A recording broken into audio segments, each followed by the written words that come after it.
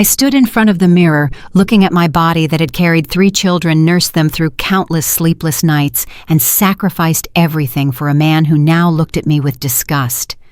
My husband Marcus's words from last night still echoed in my head. "Sarah, face it. You're not the woman I married anymore. Lisa can do things you haven't been able to do in years." Then he packed his bags and left me for his 26-year-old personal trainer. What Marcus didn't know was that the overweight, exhausted housewife he abandoned had access to something far more powerful than a gym membership. I picked up my phone and sent a single text message that would change everything. The morning Marcus left, I watched from our bedroom window as he loaded his designer suitcases into Lisa's red convertible. She was everything I wasn't anymore. Toned, perky, wearing clothes that showed off her flat stomach and sculpted arms. My own reflection at the window showed a 42-year-old woman in an oversized sweater, hiding the body I'd grown ashamed of. Marcus didn't even look back at the house as they drove away. 20 years of marriage, 3 beautiful children, and countless sacrifices disappeared down our tree-lined driveway in a cloud of expensive perfume and broken promises. I should have seen it coming. For the past year, Marcus had been spending more time at the gym than at home. He said he was getting healthy, taking control of his life. He bought new clothes, styled his hair differently, started using cologne that cost more than our weekly grocery budget. When I suggested we could work out together, he laughed. Actually laughed right in my face. "Sarah, you can barely make it up the stairs without getting winded. Let's be realistic about what you can handle." The comments started small. "Maybe you should skip dessert tonight." "Sha. Are you sure you want seconds? Lisa says sugar is poison for people our age." Our age. As if I wasn't 5 years younger than him. As if I hadn't spent the last 15 years raising his children while he built his real estate empire. As if the weight I gained wasn't from 3 pregnancies, stress eating through his mother's cancer treatment, and the thyroid condition I developed after our youngest was born. But I stayed quiet. I bought workout DVDs and hid them under the bed. I started skipping meals, which only made me binge late at night. I wore baggier clothes to hide my shame. I stopped looking in mirrors. I became invisible in my own home, while Marcus became more vibrant, more confident, more cruel.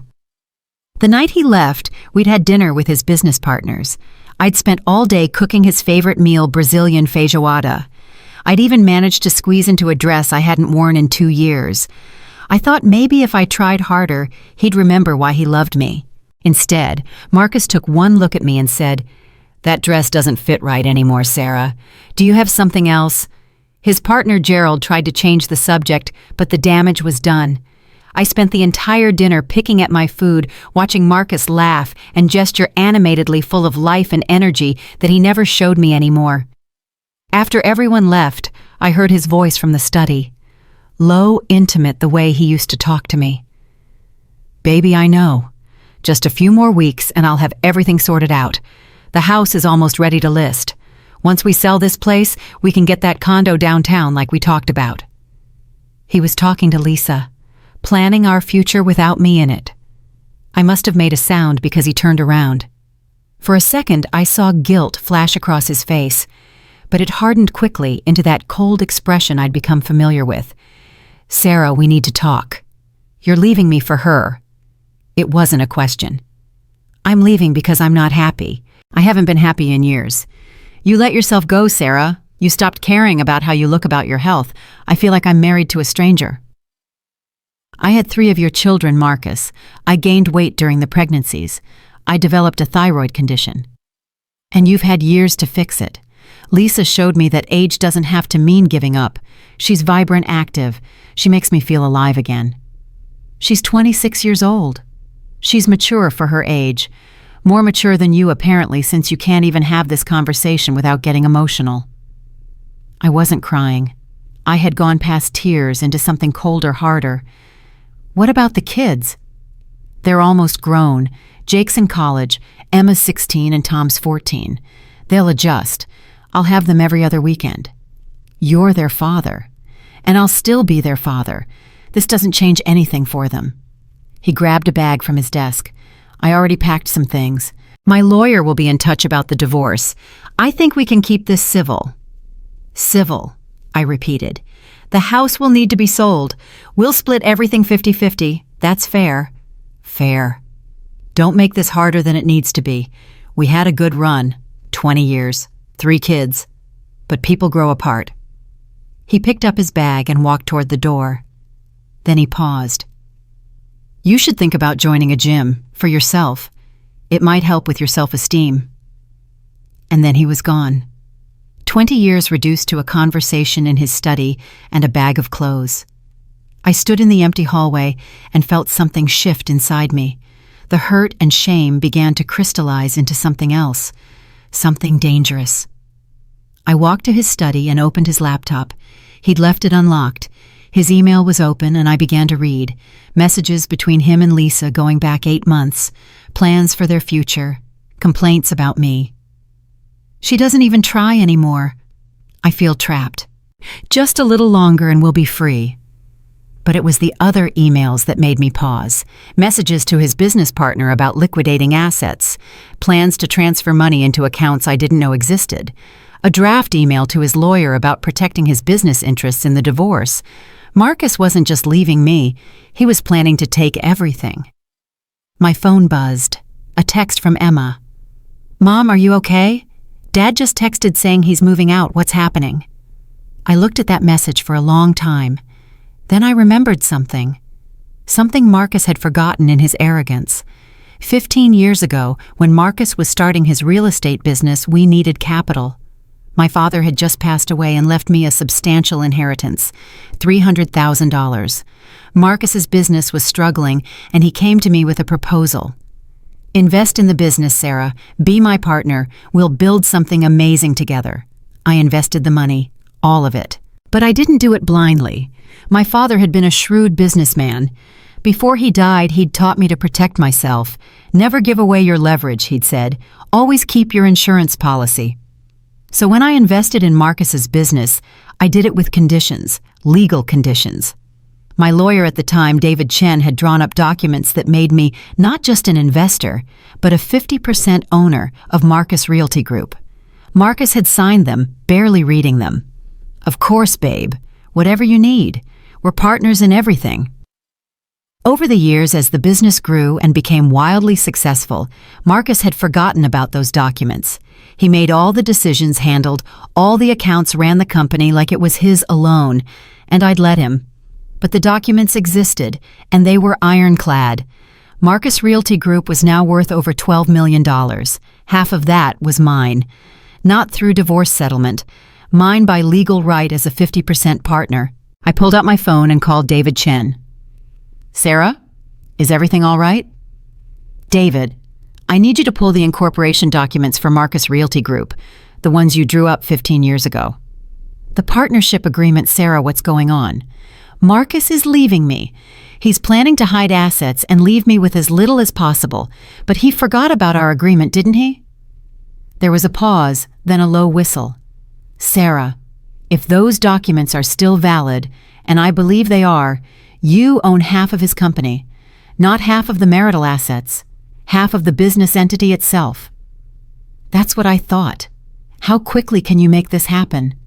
Give me 24 hours. Sarah, are you sure this will destroy him? I thought about Marcus's face as he told me I'd let myself go. I thought about him planning our future with Lisa. I thought about those emails detailing how to hide money from me. I thought about my children. Yes, David, I'm sure. Consider it done. And Sarah, your father would be proud. After hanging up, I sat in Marcus's study for a long time. Then I sent that text message. Not to Marcus, to someone else. Someone Marcus had completely forgotten about. Richard, it's Sarah. I need your help. It's time to call in that favor you owe me. Richard Beaumont, Marcus's biggest client. The one who'd bought half the commercial properties in our county through Marcus Realty Group. The client Marcus had landed because of me, because Richard had been my father's best friend. Richard called back within minutes. Sarah, what's wrong? I told him everything. The affair, the abandonment, the hidden accounts, Marcus's plan to leave me destitute. That son of a bitch, Richard breathed. Sarah, your father saved my life once, literally pulled me out of a burning car. I told him I'd always look after you. What do you need? I need you to stop doing business with Marcus. I need you to let everyone in your network know that Marcus Realty Group is not to be trusted. Consider it done. Sarah, is there anything else? Yes, I need the name of the best personal trainer in the state, because I'm going to walk into that divorce court looking better than I have in 15 years, and Marcus is going to see exactly what he threw away. Richard laughed. Now you sound like your father's daughter. I'll text you the information. Sarah, he's going to regret this. I know. That's what I'm counting on. Over the next 3 days, I barely slept. David Chen worked around the clock preparing documents. Richard Beaumont made phone calls. And I made plans. I started by going through every piece of paper in Marcus's study. Bank statements, business records, tax returns. I found things that would make a forensic accountant weep. Unreported income, questionable expenses, money being funneled into accounts in the Cayman Islands. Marcus hadn't just been planning to cheat me, he'd been cheating the IRS. I photographed everything, scanned everything, created a digital trail that would bury him.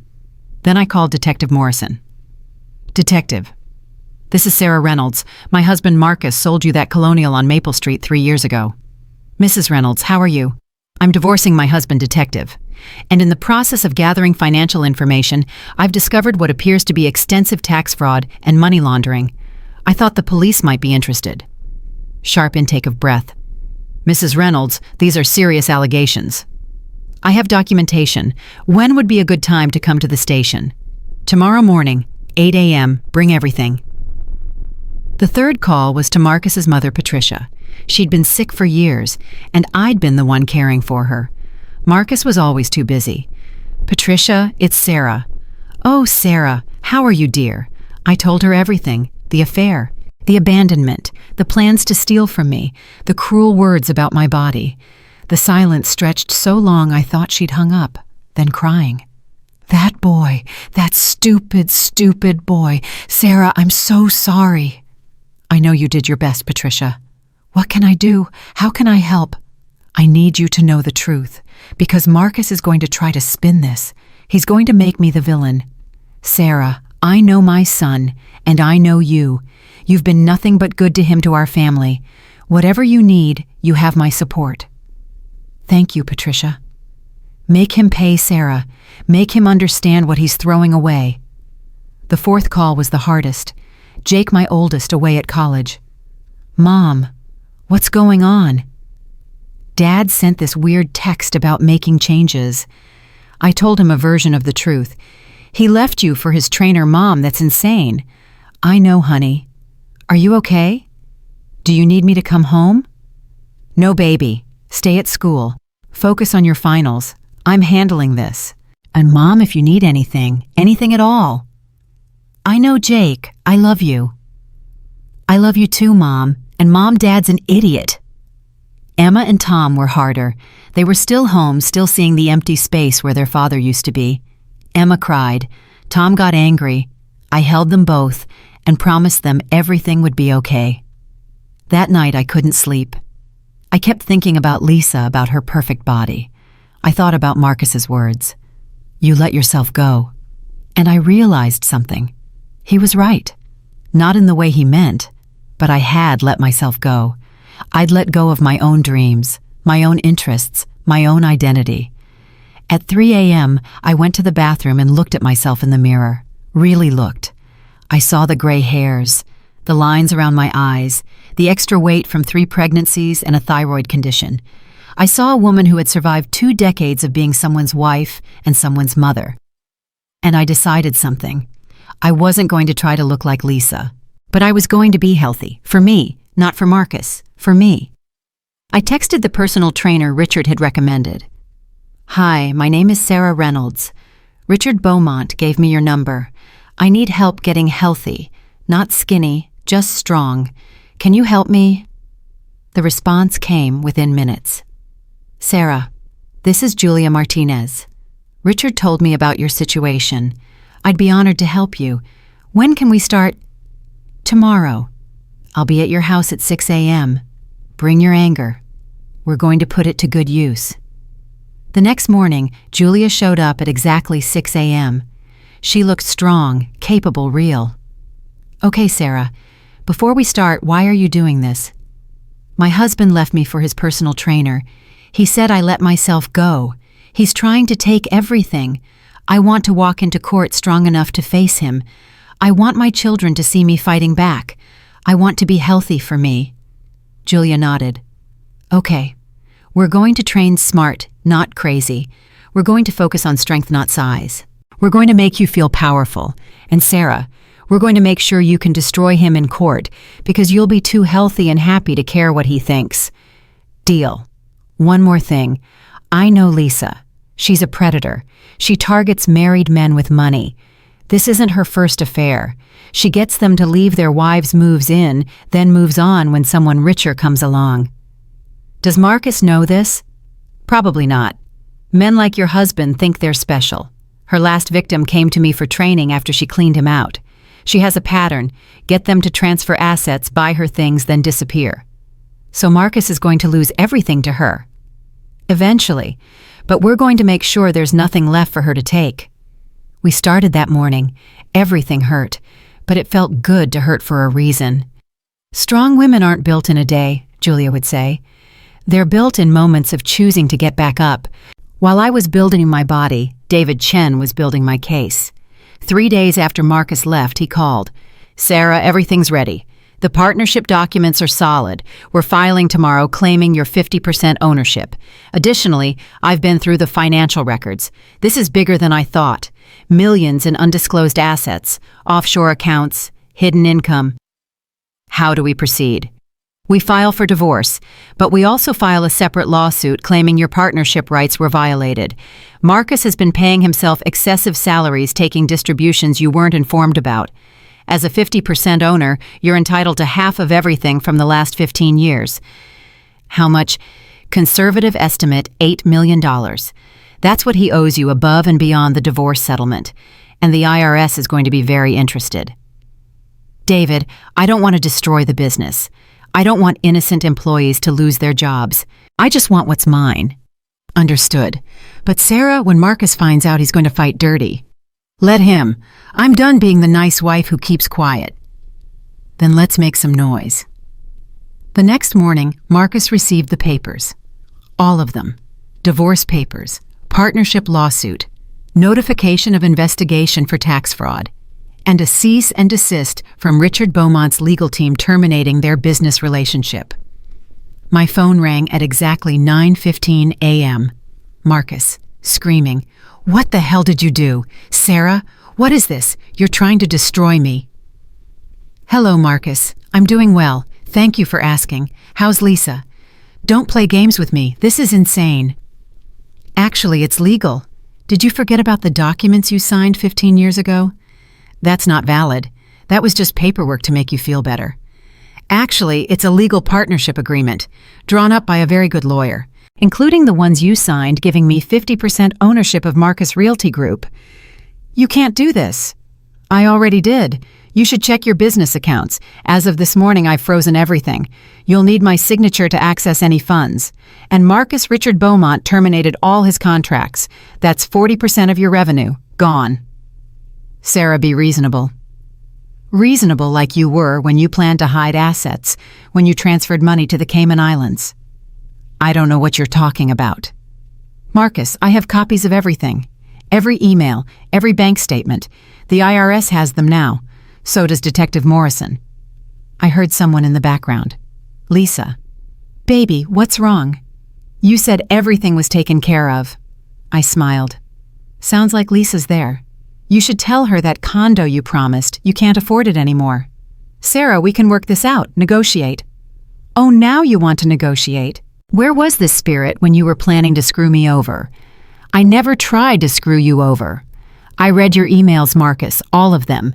Make sure the house sale goes through before filing. Transfer the liquid assets offshore. You were planning to hide millions. That's taken out of context.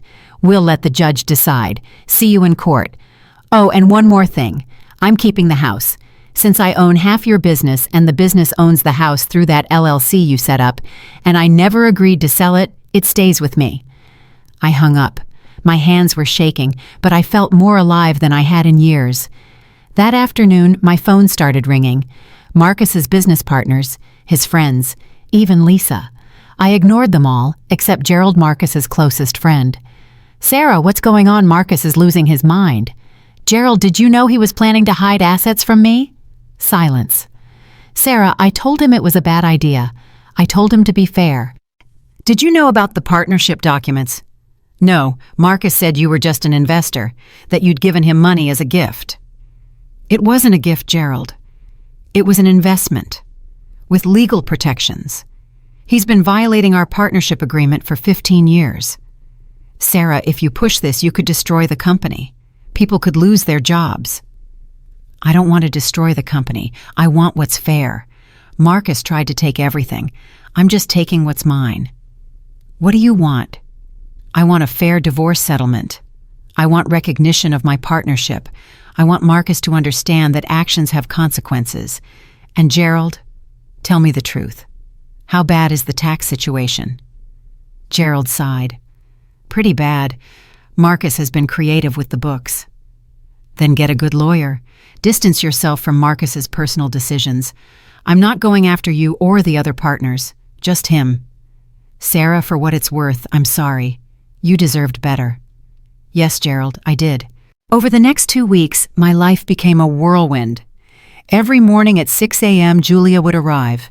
We'd work out for 2 hours, building strength, building endurance, building confidence. You're getting stronger, Julia would say. I can see it in how you move. And I was. Not just physically. Every day I felt more like myself. My children struggled. Emma cried a lot. Tom got into a fight at school defending me. Jake came home from college and stayed for a week.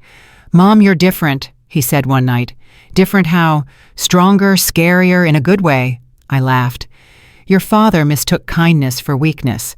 Choosing to be kind is harder than being cruel. It takes more strength to build someone up than to tear them down. Are you being kind now? With the lawsuit. No, honey. Now I'm being fair. There's a difference. Marcus, meanwhile, was spiraling. I heard through friends that he and Lisa were fighting constantly. Turns out, when money gets tight, 26-year-old personal trainers lose interest. His business partners were distancing themselves. Richard Beaumont made sure everyone knew what Marcus had tried to do. Marcus Realty Group was hemorrhaging clients. 3 weeks after he left, Marcus called. Not angry this time. Defeated. Sarah, please. We need to talk. Talk about what? About fixing this. About working something out. Sarah, I'm losing everything. I'm listening. What if I agree to a fair divorce settlement? What if we split everything 50-50? What if I acknowledge the partnership? What about Lisa? Silence. Then, that's over. It was a mistake. Sarah, I'm sorry. I was an idiot. Yes, you were. Can we fix this? Can we try again, Sarah? I love you. I looked around my kitchen, the one I'd decorated, the one where I'd cried myself to sleep more nights than I could count. I thought about who I was 3 weeks ago, scared, ashamed, convinced I wasn't enough, and I thought about who I was now, strong, angry, free. No, Marcus, we can't fix this. Sarah, please, I love you. People make mistakes. You didn't make a mistake. You made calculated choices. You chose to have an affair. You chose to plan to steal from me. You chose to abandon your family. Those weren't mistakes. Those were choices. I can change. I'll do anything. I don't want you to change. I want you to be honest about everything. Can you do that? Yes, I can do that. Okay. Here's what's going to happen. You're coming to my lawyer's office tomorrow. You're bringing complete financial disclosure. Every account, every asset.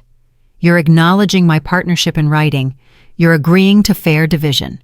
You're setting up college funds for our children that you can't touch. And Marcus, what? You're going to apologize to our children. Really apologize. Not some half-assed nonsense. A real apology for breaking up their family. And if I do all that, then I'll agree to a structured settlement instead of pushing for the full $8 million. We'll dissolve the partnership fairly. And Marcus, I'll make sure you don't go to prison for tax fraud. Prison? The IRS is very interested in those Cayman accounts, but I might testify that I believe you made mistakes rather than committed fraud. If you cooperate, you're blackmailing me. No, Marcus, I'm negotiating. From a position of strength, something you taught me. You used to say in business you need leverage. Well, I have leverage now. Are you smart enough to take the deal? I could hear him breathing, thinking. Finally, I'll be there tomorrow, 10 a.m. Perfect, Marcus. One more thing. What? Thank you. For what? For leaving me, for showing me who you really are, for making me realize I'm stronger than I ever knew. You broke my heart, but you set me free. I hung up before he could respond. The next day, Marcus showed up at David Chen's office, looking like he'd aged 10 years. Thin, haggard, stressed. I was in yoga pants and a fitted top fresh from my workout, glowing with health and confidence. I saw him look at me, saw the regret, and felt nothing but satisfaction. We spent 6 hours going through everything. Marcus confessed to it all. The Cayman accounts, the hidden income, the plans to cheat me. He signed documents acknowledging my partnership. He agreed to fair division. He set up the college funds. And then he apologized.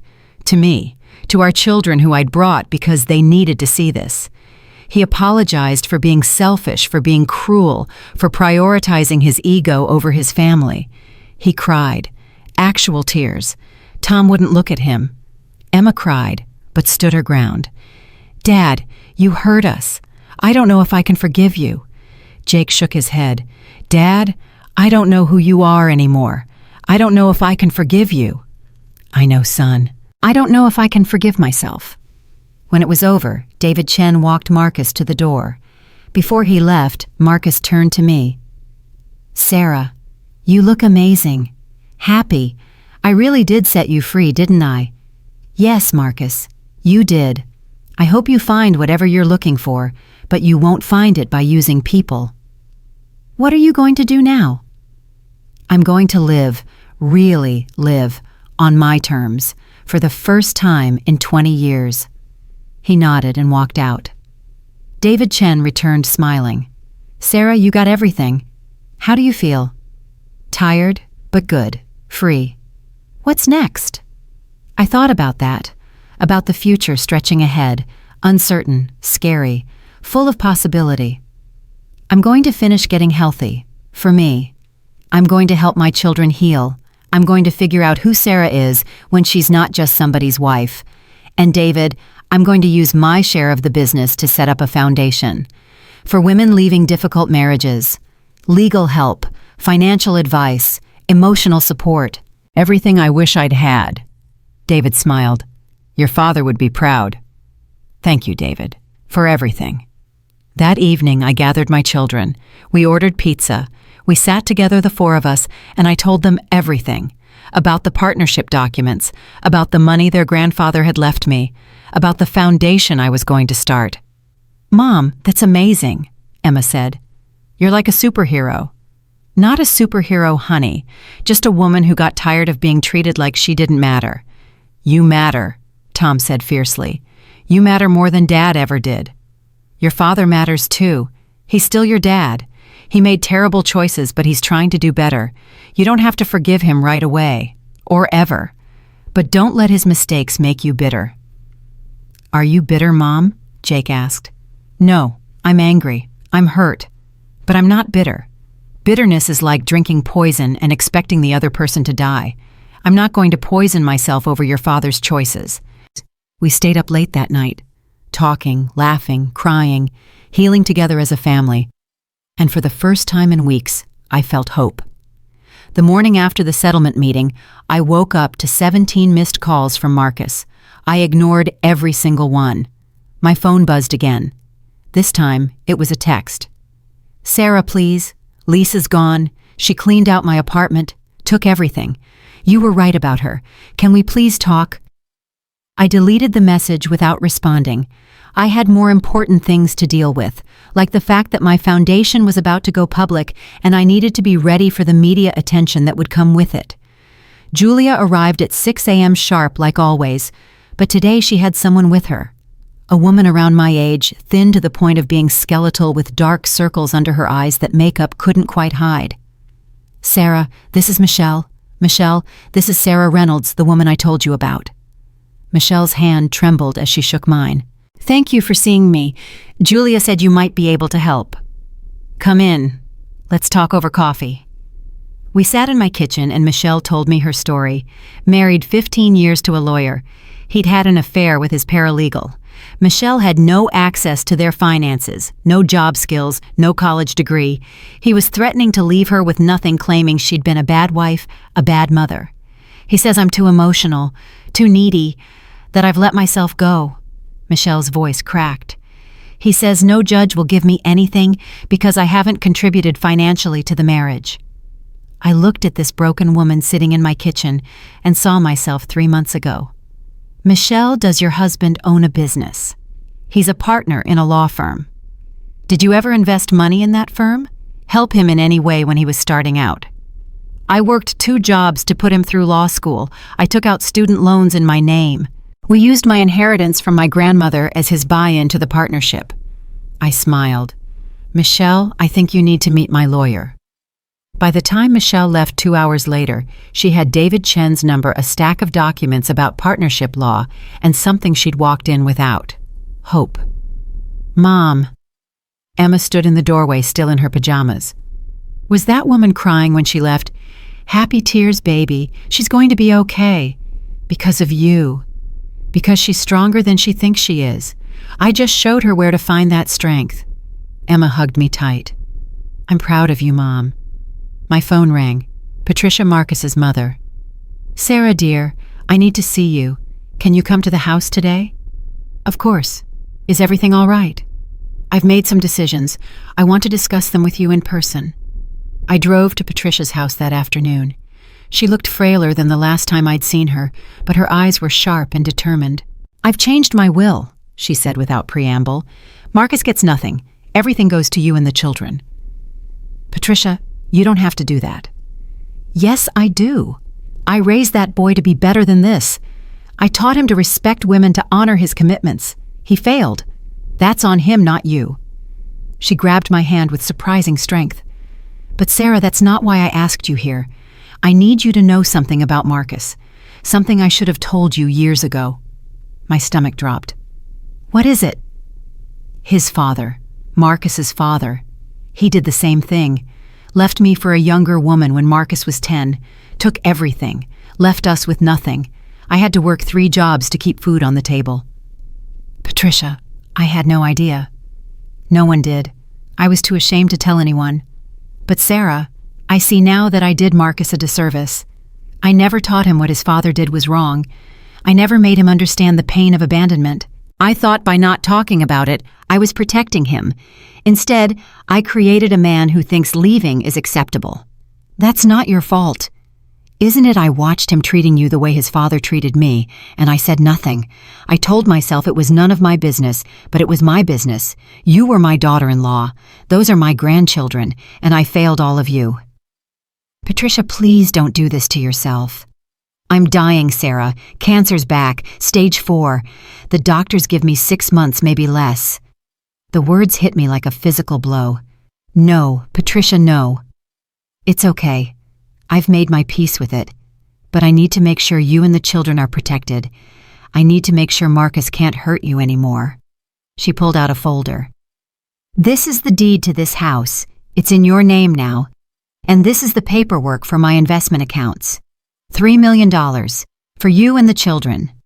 Patricia, I can't take your money. You're not taking it. I'm giving it to you because you earned it. Because you took care of me when my own son couldn't be bothered. Because you deserve it. I was crying now. I love you, Patricia. You've been more of a mother to me than my own. And you've been the daughter I always wanted. Sarah, promise me something. Anything. Promise me you won't let Marcus back in, no matter how much he begs, no matter how much he cries. He made his choice. Make him live with it. I promise. And promise me you'll find happiness. Real happiness. Not just for the children. For yourself. I promise. She pulled me into a hug, and we both cried. For everything we'd lost. For everything that could have been. For the time we had left. When I got home, there was a car in my driveway. Lisa's red convertible. She was sitting on my front steps, and she looked nothing like the confident woman who'd driven away with my husband 3 months ago. Her hair was unwashed. Her makeup was smudged. She looked desperate. "Sarah, please, I need to talk to you." "Get off my property. Please, just 5 minutes. I'm begging you." Against my better judgment, I unlocked the door. 5 minutes. Then you leave. We stood in my foyer, and Lisa started crying. "I'm so sorry. For everything. I didn't know he was married when we started. He told me he was divorced." "That's a lie, and we both know it." "Okay, yes, I knew. But he said you were separated, that the marriage was over, that you'd both moved on.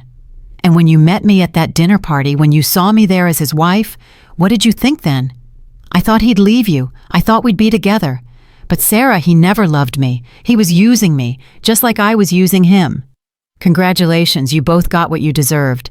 I need help. He kicked me out. I have nothing. No job, no money, nowhere to go.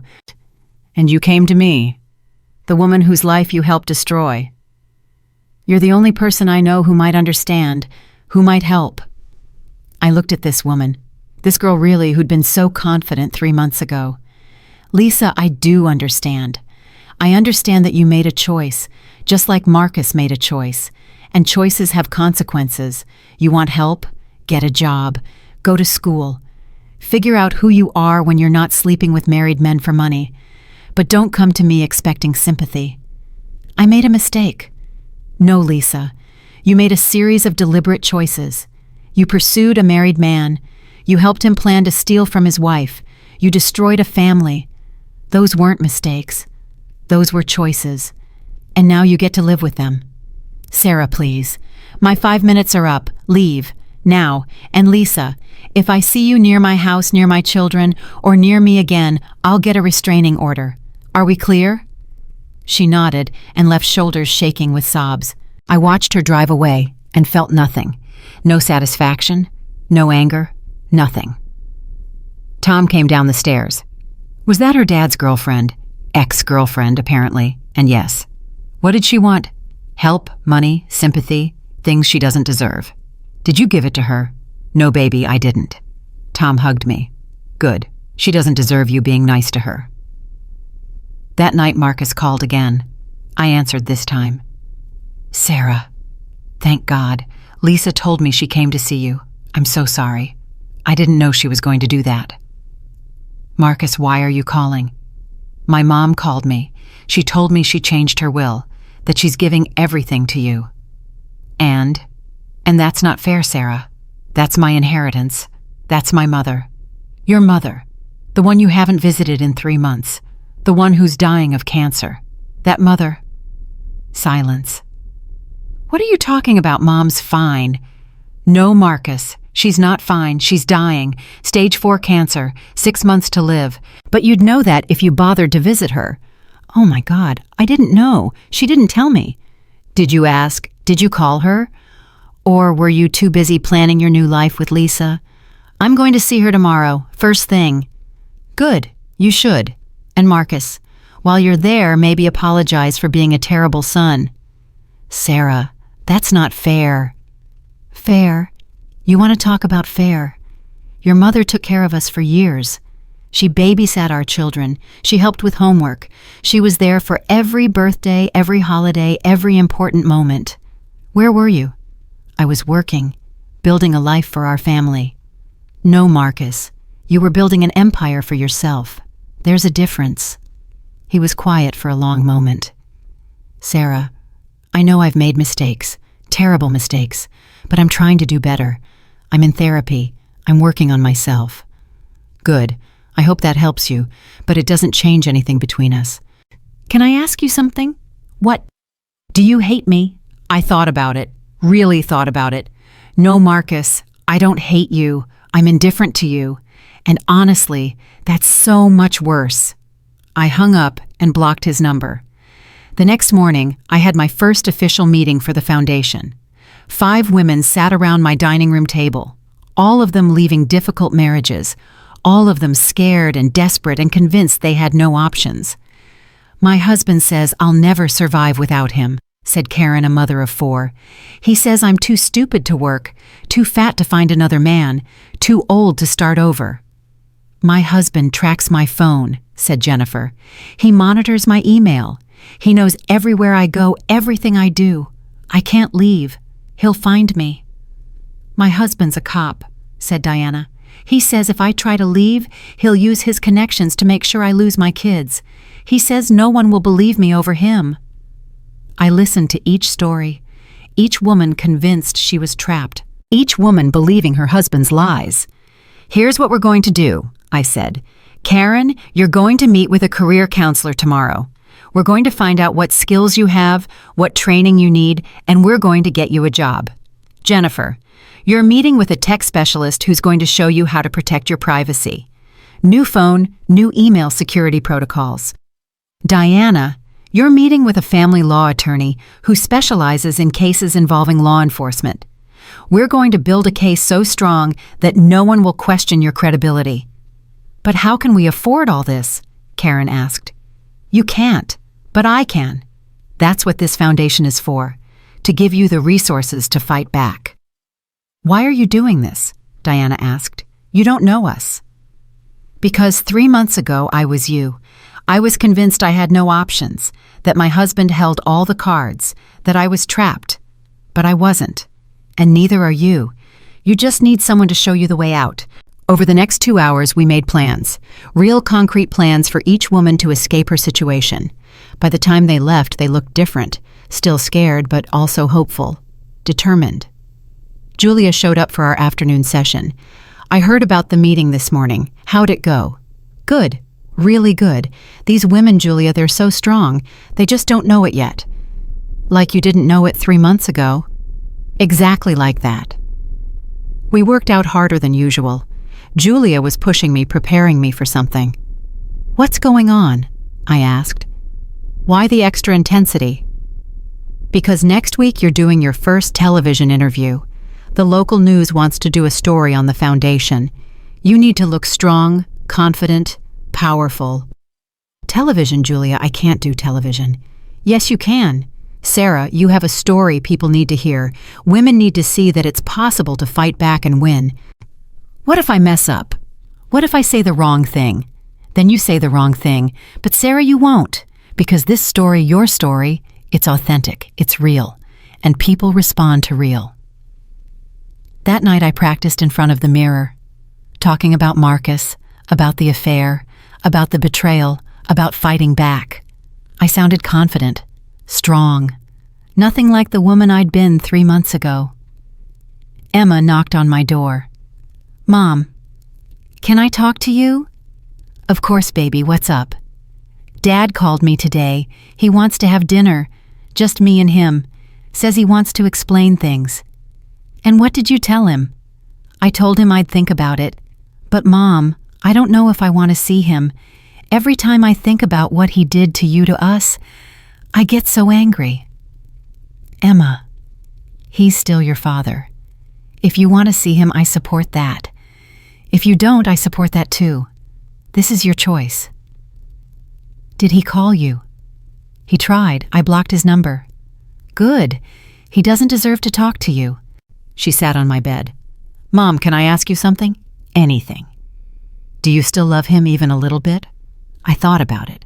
Really thought about it. No, baby, I don't. I loved who I thought he was. But that person never really existed. The real Marcus, the one who could abandon his family, who could plan to steal from me, who could say such cruel things, I don't love that person. Do you think you'll ever get married again? I don't know. Maybe someday. But right now, I'm focused on being the best version of myself. Everything else can wait. I think you're amazing, Mom. I want to be like you when I grow up. Baby, you're already amazing. Just be yourself. That's more than enough. The next day, Patricia died. Not 6 months like the doctors predicted. Just like that. In her sleep. Peaceful, the hospice nurse said. But death is never really peaceful when you're the one left behind. Marcus called from a number I didn't have blocked. Mom's gone. Sarah, she's gone. I heard the pain in his voice, the genuine grief, and despite everything I felt sorry for him. I know, Marcus. The hospice nurse called me. I'm so sorry. Can you come? Please, I can't do this alone. Marcus, I'm not your wife anymore. I'm not the person you call when things get hard. Please, Sarah, I know I don't deserve it, but please, for Mom. I shouldn't have gone. I knew it was a mistake, but Patricia had been good to me, and I owed her that much. Marcus was at his mother's house when I arrived. He looked broken, sitting in her favorite chair holding one of her sweaters, crying like a child. She's really gone, he said when he saw me. I can't believe she's gone. I know. I visited her yesterday. We talked for hours. She told me everything, about Dad, about how he left, about how she struggled. I never knew Sarah. She never told me. She was protecting you. She was wrong to protect me. I turned into him. I became the thing she hated most, and she never told me. He looked up at me with red, swollen eyes. How do I live with that? How do I live knowing I hurt her so badly before she died? You do better, Marcus. You be better. That's all you can do. She told me she changed her will, that she left everything to you and the kids. She said I didn't deserve her money. Marcus, I'm sorry. Don't be. She was right. I don't deserve it. I don't deserve anything. He stood up, walked to me. Sarah, I'm so sorry. For everything. I know I've said it before, but I mean it. I destroyed the best thing in my life. I hurt the person who loved me most. I threw away 20 years for someone who never cared about me at all. Marcus, you need to stop. This isn't going to change anything. I know. I just need you to understand. I was stupid. I was selfish. I was wrong about everything. I know you were. Can you ever forgive me? I looked at this man I'd spent 20 years with. This man I'd loved, trusted, built a life with. This man who'd thrown it all away. Maybe someday, Marcus, but not today. Not for a long time. We planned Patricia's funeral together. It was strange working with him like this, like we were still married, still partners. But we weren't. We were strangers who happened to share children and 20 years of history. The funeral was small. Patricia hadn't wanted anything big, just family and close friends. Marcus gave the eulogy. He talked about his mother's strength, her resilience, her love. He didn't mention his father. He didn't mention leaving her with nothing. But everyone there knew. Everyone understood. After the service, people approached me, friends of Patricia's, neighbors. They all said the same thing. Patricia was so proud of you. She talked about you all the time. She said you were the daughter she always wanted. Marcus heard them. I saw his face each time someone said it. Saw the pain, the regret, the understanding that he'd lost more than just his wife. He'd lost his family. Gerald pulled me aside. Sarah, I need to talk to you about the business. What about it? Marcus is failing, badly. We're losing clients every day. The tax investigation is killing us. The other partners were thinking about buying him out, starting fresh without him. And you want my blessing. We want to know if you'd consider staying on as a partner. You own 50%. We could buy out Marcus's share, and you could remain as a silent partner. We'll run the day-to-day operations, but you'd still receive distributions. Gerald, I don't know anything about real estate. You don't need to. You just need to keep doing what you're doing. Let us rebuild the reputation Marcus destroyed. Let us prove that the company is more than just one man's mistakes. I need to think about it. Take your time. Just know that we want you, Sarah. The business needs you. Marcus nearly destroyed it, but with you as a partner, we can save it. That night, I couldn't sleep. I kept thinking about Patricia, about her strength, her resilience, her determination to protect her grandchildren even after death. I got up and went to her room, the one she'd kept at our house for when she visited. Her things were still there, her clothes, her books, her photographs. I found an album I'd never seen before, old pictures of Patricia and her ex-husband, Marcus as a child, happy moments before everything fell apart. In one picture, Patricia looked so young, so happy, so much like Emma. In another, Marcus's, father had his arm around her, smiling for the camera. He looked like Marcus. Same smile, same confidence, same arrogance. The last picture in the album was different. Patricia alone with young Marcus. She looked tired, thin, worn down by life. But Marcus was smiling, holding a toy truck, completely unaware of what his father had done. There was a note tucked behind the picture. Patricia's handwriting.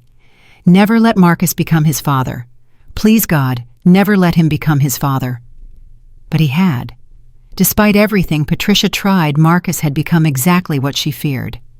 I put the album back and returned to bed, but sleep wouldn't come. So I did something I hadn't done in years. I prayed. For Patricia, for my children, for Marcus, even for Lisa, for all of us trying to navigate this mess we'd created. The next morning, I made my decision about the business. I called Gerald. I'll stay on as a partner, but on one condition. Name it. 10% of all profits go to the foundation, to help women leaving difficult marriages. Can you agree to that? Sarah, that's brilliant. It's perfect. Yes, absolutely yes. Then you have a deal. 2 days later, I did the television interview. I sat in front of the camera, hands shaking, heart pounding, and told my story. About Marcus, about the affair, about fighting back, about the foundation. The reporter asked tough questions. Some people might say you're being vindictive, that you're using your money to hurt your ex-husband. Some people would be wrong. I'm using my money to help other women avoid what I went through. If that hurts Marcus's reputation, that's a consequence of his actions, not mine. Do you regret your marriage 20 years with someone who could betray you so completely? No, I don't regret it, because that marriage gave me 3 incredible children. It taught me lessons I needed to learn, and ultimately it made me stronger. Marcus thought he was breaking me when he left. Instead, he freed me. What would you say to other women in similar situations? I'd say you're not trapped. You're stronger than you think. You have more power than you realize. Fight back. Get angry. Use that anger to fuel your transformation. And know that on the other side of this pain is a life you can't even imagine yet. A life that's truly yours. The interview aired that night. Within an hour, my phone was ringing off the hook. Women calling, emailing, messaging on social media. All of them with the same question. Can you help me? By the end of the week, I had requests from 47 women. 47 women trapped in marriages like I'd been. 47 women ready to fight back. I couldn't help them all. Not yet. But I could help some. And I would. Starting now. Marcus saw the interview. He called from another new number. Sarah, that interview. Everyone's talking about it. My clients, my friends, everyone. They all think I'm a monster. Are you calling to ask me to retract something because everything I said was true? No. I'm calling to say you were right about all of it. I was a monster. I did terrible things, and I deserve everything that's happening to me. Marcus, what do you want from me? Nothing. I don't want anything. I just wanted you to know that I'm proud of you. What you're doing with the foundation, helping those women, it's incredible. It's the kind of thing I should have supported when we were married, but I was too selfish to see how amazing you are. Thank you. Sarah, can I ask you one last thing? What? When you tell our story, when you talk about what happened, can you make sure people know it wasn't your fault, that you were a good wife, that this was all on me? Marcus, people already know that. Good, because you deserve to be happy.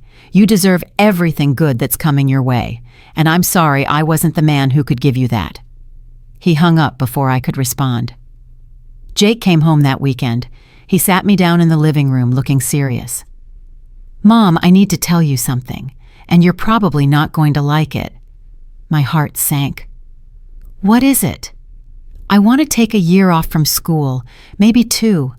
I want to stay here and help with the foundation, help you build something real. Jake, no, your education is too important. Mom, my education will still be there in a year. But this, what you're building, this could change lives. I want to be part of that. I want to help. Baby, you don't have to sacrifice your future for mine. I'm not sacrificing anything. I'm choosing. The way you chose to fight back, the way you chose to help other women, I'm choosing to be part of something bigger than myself. I looked at my son, my firstborn, and saw the man he'd become. Strong, compassionate, nothing like his father.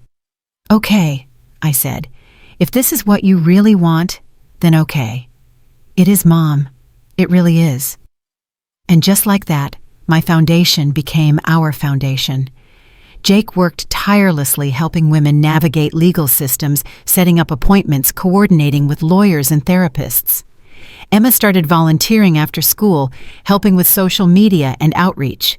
Even Tom got involved, creating a website and managing donations. My children, the ones Marcus thought would adjust, had become warriors for women's rights.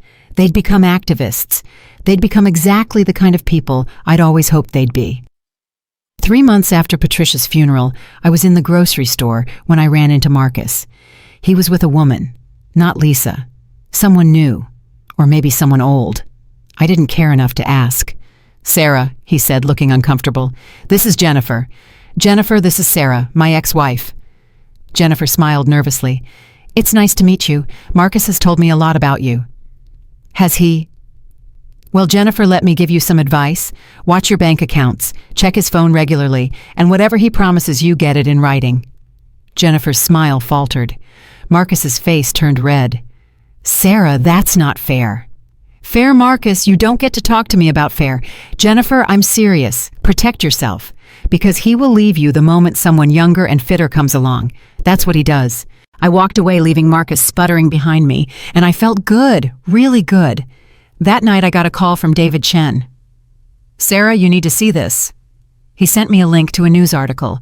Local real estate mogul under federal investigation for tax fraud and money laundering. Marcus had been indicted. Federal charges. Potentially decades in prison. I should have felt satisfaction. Victory. But I just felt tired. "What happens now?" I asked David. "Now we wait. The trial will take months, maybe years. But Sarah, this doesn't involve you. Your partnership was legal. Your actions were legal. You're protected. And the children, how does this affect them?" "They'll be fine. The charges are against Marcus personally, not the business, not the family. Jake, Emma, Tom, they're protected." I hung up and sat in the dark for a long time, thinking about Marcus, about Patricia, about how we all make choices that echo through generations. My phone buzzed. A text from an unknown number. "Mrs. Reynolds, my name is Amanda. I saw your interview. I need help. My husband is threatening to kill me if I leave. Please, I have nowhere else to turn." I texted back immediately. "Call this number. We'll help you. You're not alone." And that's when I understood. This was my purpose. Not destroying Marcus, not revenge, but helping women find their way out of darkness. Helping them discover their own strength. Marcus's trial would happen. He'd face consequences for his actions, but that wasn't my concern anymore. My concern was Amanda, and the 47 other women waiting for help, and the hundreds more who would come after them. I was free, finally, completely free, and I was going to use that freedom to change lives. Amanda showed up at my door at 2 a.m, one eye swollen shut, blood dripping from her split lip. She had a backpack and a 6-year-old daughter clutching a stuffed rabbit. "He found out I contacted you," Amanda whispered. "He beat me and said he'd kill me if I left, so I waited until he passed out drunk and ran." I pulled them inside, locked the door, and called Julia. She arrived 20 minutes later with clothes, first aid supplies, and the number for a domestic violence shelter. "Amanda, you can't stay here," Julia said gently. "If he knows you contacted Sarah, this is the first place he'll look." "I have nowhere else to go. My family disowned me when I married him. My friends stopped calling years ago." "You're going to a safe house," I said. "Somewhere he can't find you. Julia knows people who specialize in this. They'll protect you and your daughter." Amanda started crying. "I'm so scared. What if he finds us? He's a corrections officer. He has connections everywhere." "Then we use better connections," Julia said. She made a call. "Yeah, it's me. I need the package deal. Domestic violence. Perpetrator is law enforcement. We need her gone within the hour." Within 45 minutes, a woman named Rosa arrived in an unmarked van. "Amanda, I'm taking you and your daughter somewhere safe. Somewhere off the grid. You'll stay there until we can get you relocated to another state with new identities if necessary." "New identities like witness protection?" "Something like that. We have a network. Women helping women. You won't be the first and you won't be the last." Amanda hugged me tight before she left. Thank you. You saved our lives. After they left, I sat in my kitchen shaking. This was real. This wasn't about partnership agreements and divorce settlements. This was life and death. My phone rang. Unknown number. I answered. You interfering bitch! A man's voice slurred with alcohol. Where's my wife? I don't know what you're talking about. Don't lie to me. Amanda contacted you. I saw the messages before she deleted them. Where is she? Even if I knew, I wouldn't tell you. I'm a corrections officer. I have friends who can make your life very difficult. And I have lawyers, friends in law enforcement who aren't corrupt, and a very public platform. If anything happens to me or my family, every news outlet in the state will know your name and what you did to your wife. He hung up. I immediately called Detective Morrison. Detective, I need to report a threat. I told him everything. Amanda's husband's name, his position, the phone call. Mrs. Reynolds, I'll look into this, but I need to be honest with you. Domestic violence cases involving law enforcement are complicated. His colleagues might protect him. Then I'll go to the media. I'll make so much noise that no one can ignore it. Give me 48 hours. Let me handle this the right way first. I didn't sleep that night. Every sound made me jump. Every car that drove by made my heart race. I checked on Emma and Tom 3 times each, making sure they were safe in their beds. At 6 a.m., Julia arrived for our workout. You look like hell. Amanda's husband called me, threatened me. I reported it to Morrison. But Julia, what if he comes here? What if he hurts my kids? He won't, because I'm not leaving your side until this is resolved, and neither is anyone else. She made a call. Hey, I need security on Sarah Reynolds' house. Yeah, the foundation lady. We have a situation. By noon, I had 2 former military guys stationed outside my house. They looked bored but alert, and somehow that made me feel safer. Detective Morrison called that afternoon. Mrs. Reynolds, we picked up Amanda's husband this morning. He had weapons in his car, rope, duct tape. He was planning something. He's in custody now, charged with making terroristic threats and attempted kidnapping. Oh my God. You likely saved Amanda's life, and possibly your own. Good job documenting everything. After he hung up, I threw up.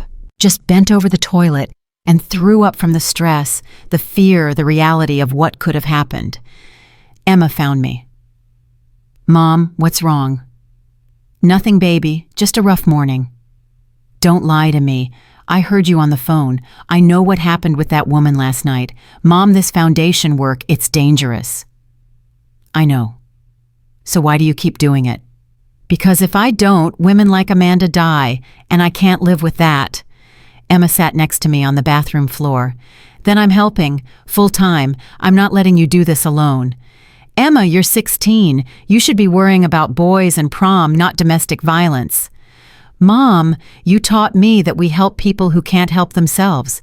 You taught me that being comfortable isn't as important as being useful. So I'm being useful.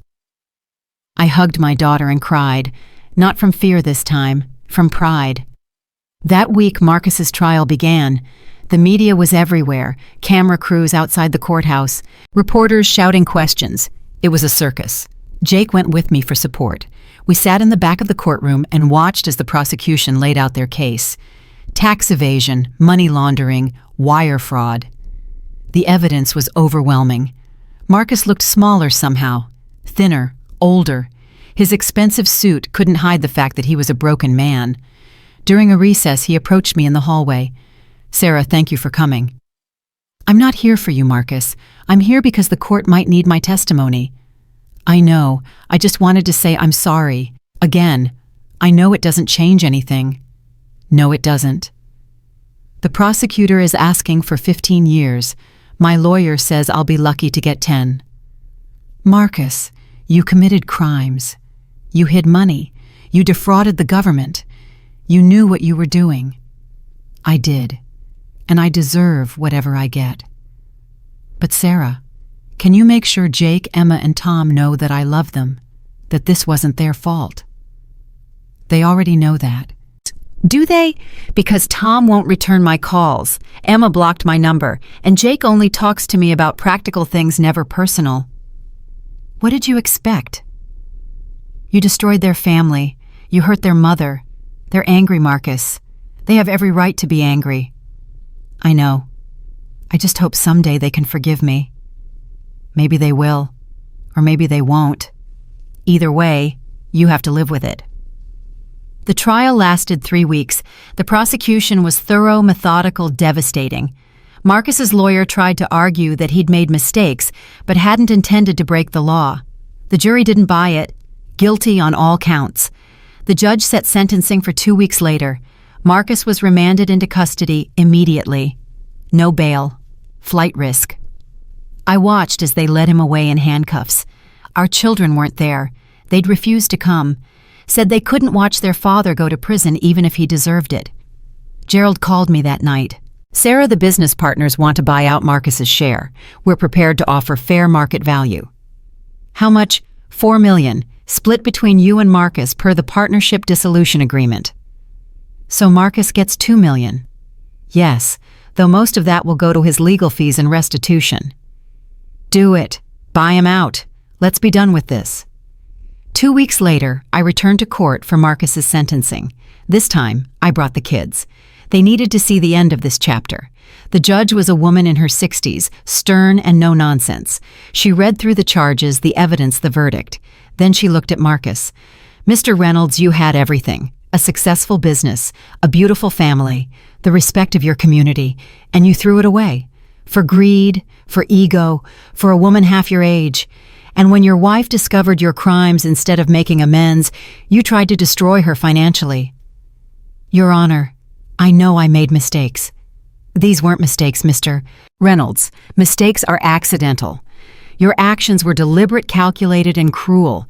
You didn't just break the law. You broke trust, you broke vows, you broke your family. She sentenced him to 12 years in federal prison. Marcus's face went white.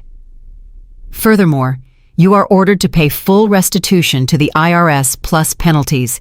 You are barred from holding any position of fiduciary responsibility upon your release. And Mr. Reynolds, I hope you use your time in prison to become a better man, because the man you are now is not someone to be proud of. They led him away. He looked back once at me and the children. Tom looked away. Emma cried quietly. Jake just stared, his face expressionless. In the hallway, reporters swarmed us. Mrs. Reynolds, how do you feel about your ex-husband's sentence? I feel that justice was served. My ex-husband committed crimes, and he's paying the consequences. I hope he uses this time to reflect and change. Do you feel vindicated? I don't feel vindicated. I feel sad. Sad that a man I once loved made such terrible choices. Sad that my children have to watch their father go to prison. But I also feel hopeful. Hopeful that other men will see this and think twice before betraying their families. Hopeful that other women will see this and know they have power, they have options, they can fight back. That night we had a family meeting, just me and my 3 kids sitting in our living room. How are you guys feeling? I asked. Tom spoke first. I feel like I should be sadder, but I'm not. Does that make me a bad person?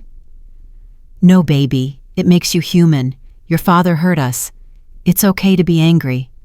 Emma wiped her eyes. I keep thinking about who he used to be. When I was little, he was my hero. He'd throw me in the air and catch me. He'd read me bedtime stories. When did he change? I don't think he changed, honey. I think he always had this capacity for selfishness. He just hid it well. Jake was quiet for a long time. Finally, he said, I'm angry at myself because part of me still loves him. Part of me still wants him to be my dad, and I hate that part of me. Jake, it's okay to love him. He's your father. Love and anger can exist together. You can be furious at someone and still care about them. Will you visit him in prison? I thought about it. No, I don't think so. That part of my life is over. But if you 3 want to visit him, I'll support that. I'll never stop you from having a relationship with your father.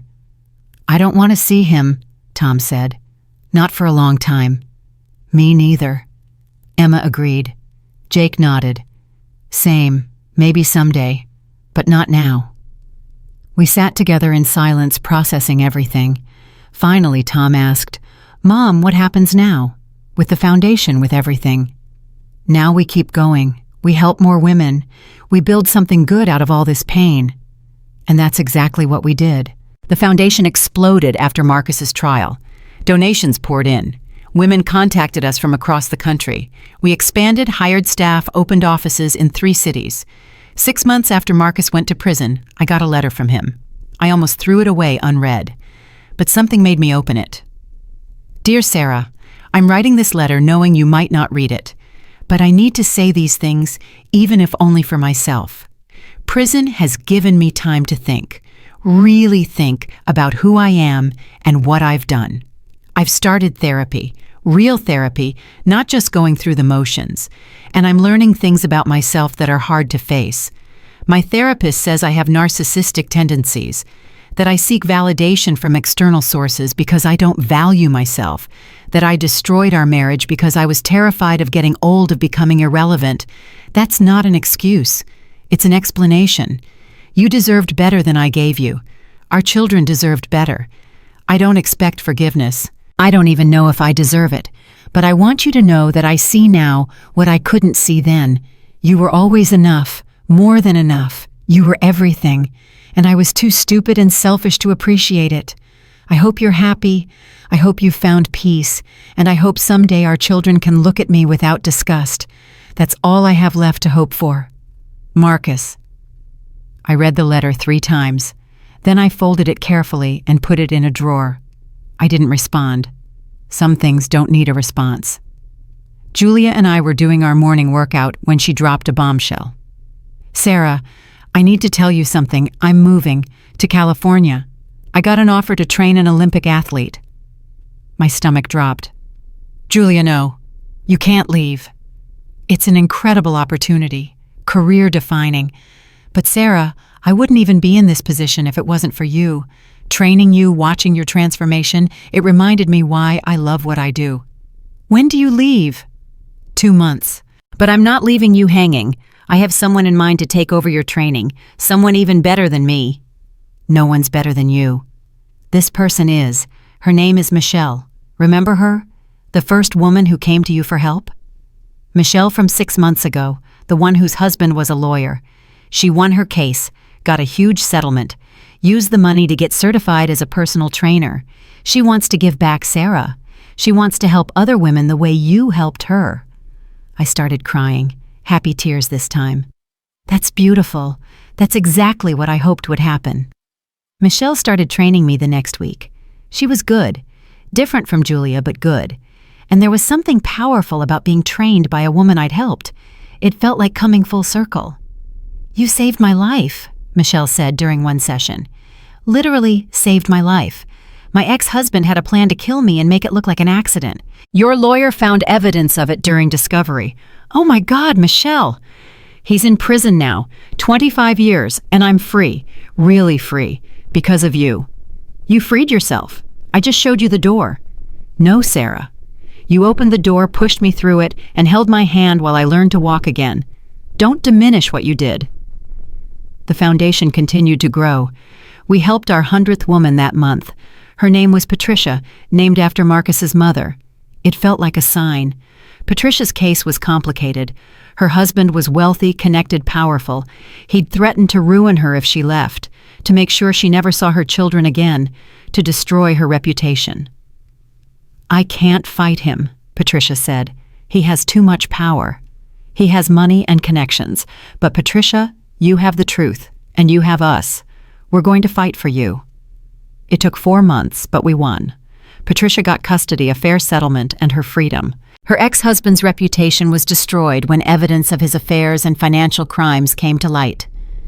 How did you do it? Patricia asked. How did you beat him? We documented everything.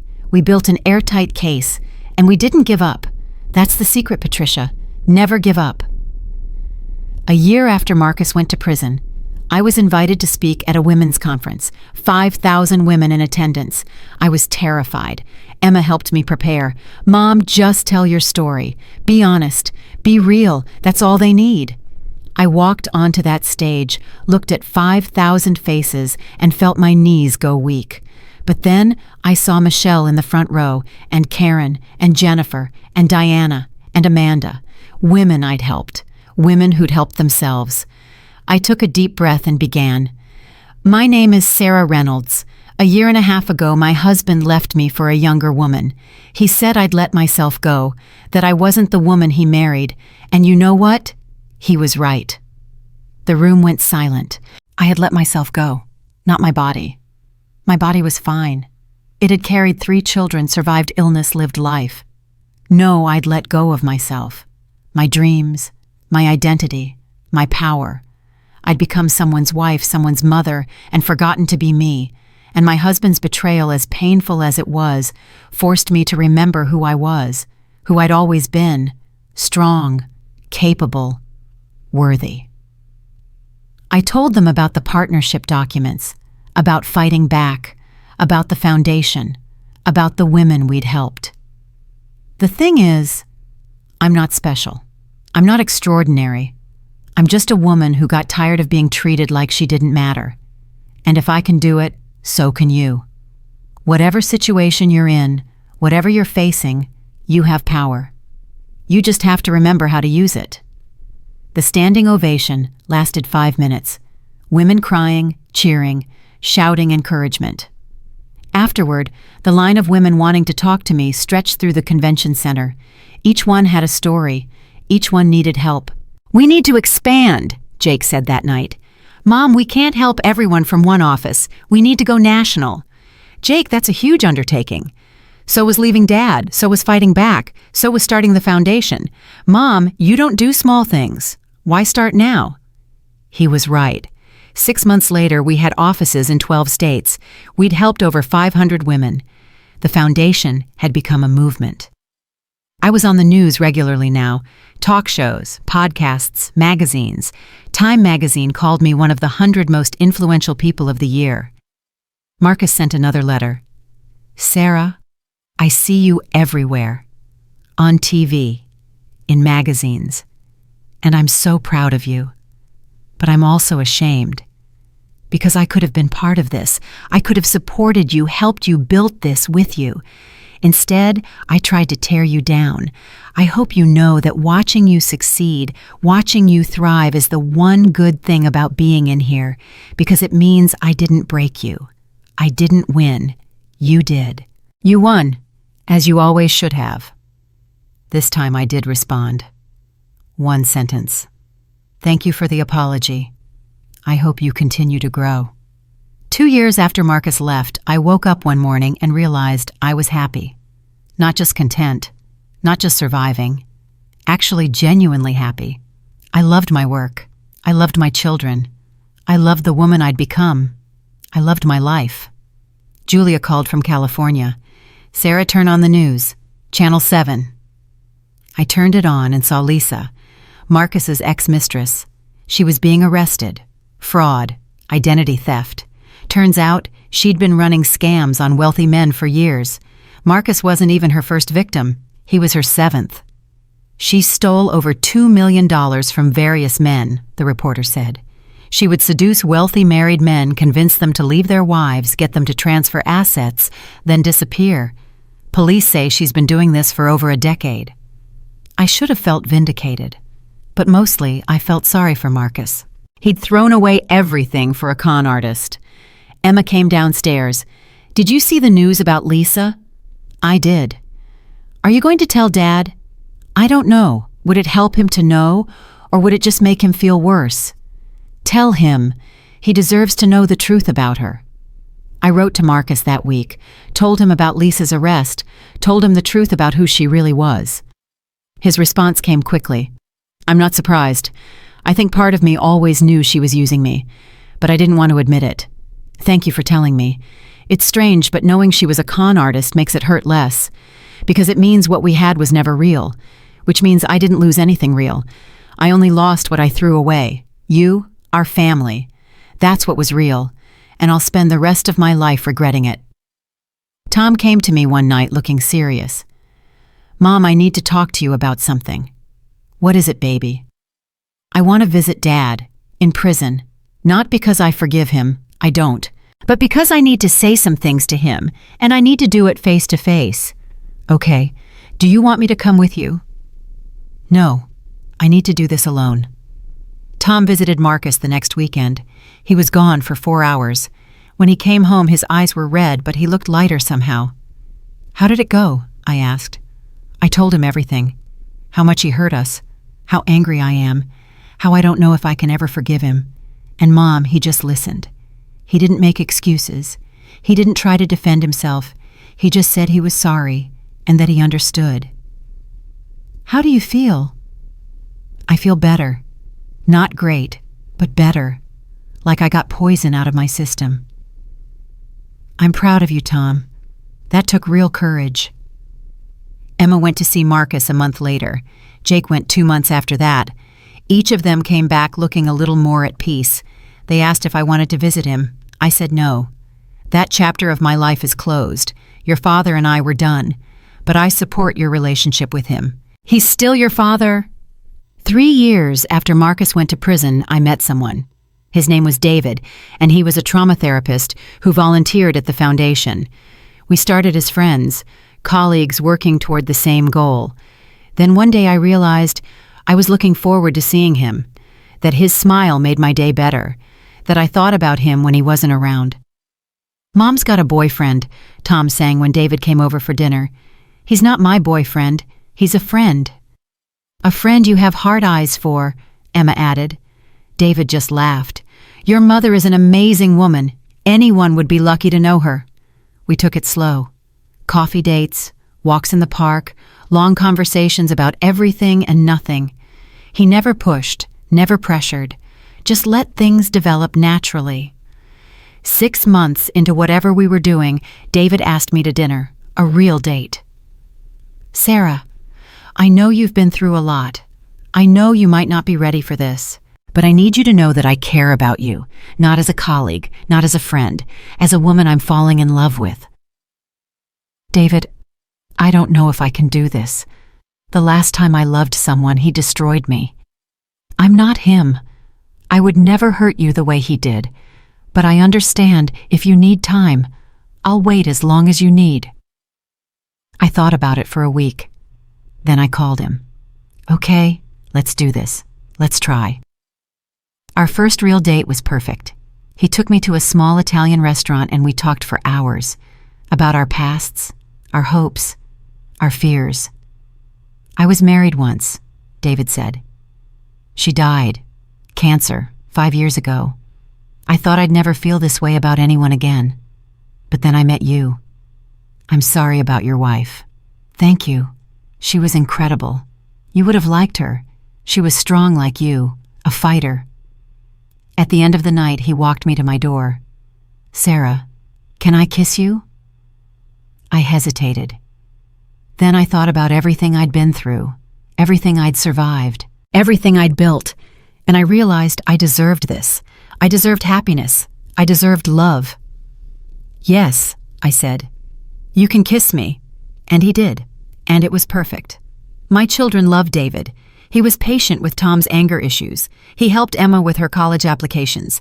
He talked to Jake about the foundation and gave real useful advice. Mom, Jake said one night, David's good for you. You smile more when he's around. I do. You do. And Mom, you deserve that. After everything, you deserve to be happy. Marcus wrote when he found out I was seeing someone. Sarah, I heard through the kids that you're dating. I'm happy for you. Truly, you deserve someone who treats you right, someone who sees your value. I hope he's that person. 4 years after Marcus went to prison, the foundation went international. We had offices in 6 countries. We'd helped over 2,000 women. We'd changed laws, influenced policy, saved lives. I was speaking at the United Nations when my phone rang. It was the prison. Mrs. Reynolds, this is Warden Thompson. I'm calling about your ex-husband, Marcus Reynolds. My heart stopped. Is he okay? He's fine, but he wanted me to contact you. He's being released early. Good behavior, model prisoner.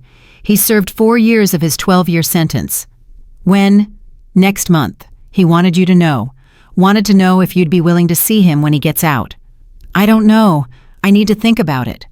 I told the kids that night. Their reactions were mixed. Tom said no immediately.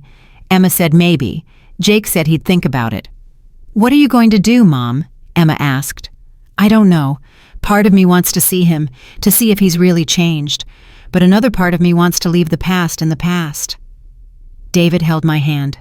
Whatever you decide, I support you. This is your choice. Marcus was released on a Tuesday. I didn't go to meet him, but I agreed to see him 1 week later at a coffee shop. Neutral ground. He walked in looking nothing like the man who'd left me 4 years ago. He was thinner, grayer, humbler.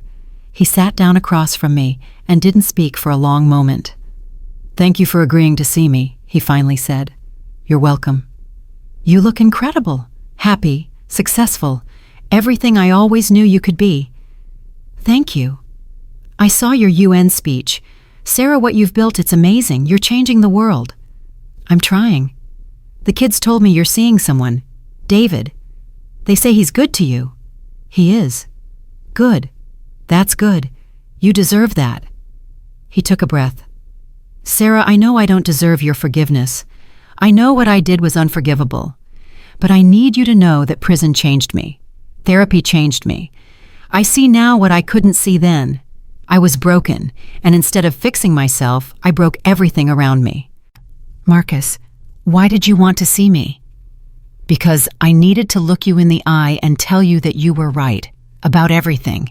You were a good wife, a good mother, a good person, and I threw that away because I was too stupid and selfish to appreciate it. I don't want anything from you. I don't expect anything. I just needed you to hear that." I looked at this broken man across from me and felt something unexpected. Not love, not even affection, but something close to peace. "Marcus, I forgive you." He looked shocked. "What Osua? I forgive you. Not for you, for me, because holding on to anger was poisoning me. I forgive you for leaving, for betraying me, for trying to steal from me. I forgive all of it." He started crying, right there in the coffee shop. "Thank you. Sarah, thank you." "But Marcus, forgiveness doesn't mean reconciliation. It doesn't mean we're friends. It means I'm letting go of the anger. That's all." "I understand. That's more than I deserve." And we talked for another hour, about the kids, about his plans, about how he was going to rebuild his life. "I got a job," he said, "teaching GED classes at a community center. It doesn't pay much, but it's honest work, and I'm still in therapy twice a week. I'm glad you're getting help. Sarah, can I ask you something?" "What? Do you think the kids will ever forgive me?" "I don't know, Marcus. That's up to them. But if you keep doing the work, keep being honest, keep showing up maybe, someday." When I got home, David was waiting. "How did it go?" "It went okay. He's different. Humbler. Maybe even genuinely changed." "How do you feel?" "I feel free. Finally completely free. Marcus is part of my past, but he's not my future. You are. The foundation is. My children are. That's where I'm focused now." David pulled me close. "I love you, Sarah Reynolds. I love you too." That night, I looked at my reflection in the mirror. The woman looking back was nothing like the woman Marcus had left 4 years ago. She was stronger, healthier, happier, more herself than she'd ever been. I'd lost a husband, but I'd found myself, and that trade was worth everything. 2 months after I forgave Marcus, Emma came home from college for winter break looking different. Nervous, fidgety. She waited until Tom and Jake were out before cornering me in the kitchen. "Mom, I need to tell you something, and you're going to freak out." My stomach dropped. "Emma, what is it? Are you pregnant? Are you sick?" "No, nothing like that. Mom, Dad called me. He wants to work for the foundation." I actually laughed. "That's not funny, Emma." "I'm not joking. He's serious. He wants to help. He says he has skills experience, and he wants to give back." "Absolutely not. No way. Emma, tell me you didn't encourage this." "I didn't encourage anything. But Mom, hear me out. He's been teaching GED classes. He's been volunteering at a homeless shelter. He's been doing the work. Real work. Maybe he has changed." "Emma, your father tried to destroy me. He tried to steal everything I had, and now you want me to give him a job? Not a job. Let him volunteer. Let him prove himself. Mom, you forgave him, remember. Forgiveness doesn't mean stupidity." "No, but it means giving someone a chance to make amends. Isn't that what the foundation is about?" Second chances? I wanted to say no. Every fiber of my being screamed no, but Emma was right. The foundation was built on the idea that people could change, that they deserved second chances. I'll think about it, I finally said, but I'm not promising anything. That night, David and I argued about it. Our first real fight. Sarah, you can't seriously be considering this. The man tried to ruin you. I know what he did, but Emma's right. If I don't give him a chance, I'm a hypocrite. The whole foundation is based on redemption. In redemption for victims, not perpetrators. But David, what if perpetrators can change? What if Marcus really has changed? Don't we owe it to ourselves to find out? No, Sarah. We don't owe him anything. He owes you, he owes the kids, he owes everyone he hurt. And maybe this is how he pays that debt, by helping other people. David shook his head. I think you're making a mistake, but it's your foundation, your call. I called Marcus the next day. I heard you want to volunteer. Sarah, yes. I know it sounds crazy, but I want to help. I want to do something meaningful with my life. Why the foundation? Why my foundation? Because it's the best thing that's ever come from our relationship. Because you built something incredible from the worst moment of your life. Because I want to be part of something good for once. Marcus, if I let you do this, there are rules. You don't get special treatment. You don't get access to finances. You don't get to make decisions. You do grunt work, filing, data entry, whatever we need. I understand. I'll do anything. And if you mess up once, if you do anything that makes me uncomfortable, you're done. No second chances. Fair enough.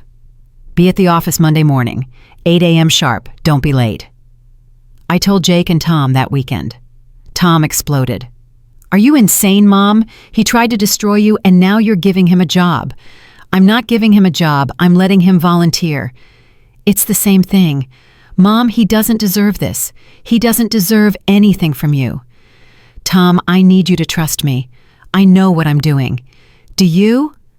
Because from where I'm standing, you're letting him back into your life, and that's going to end badly.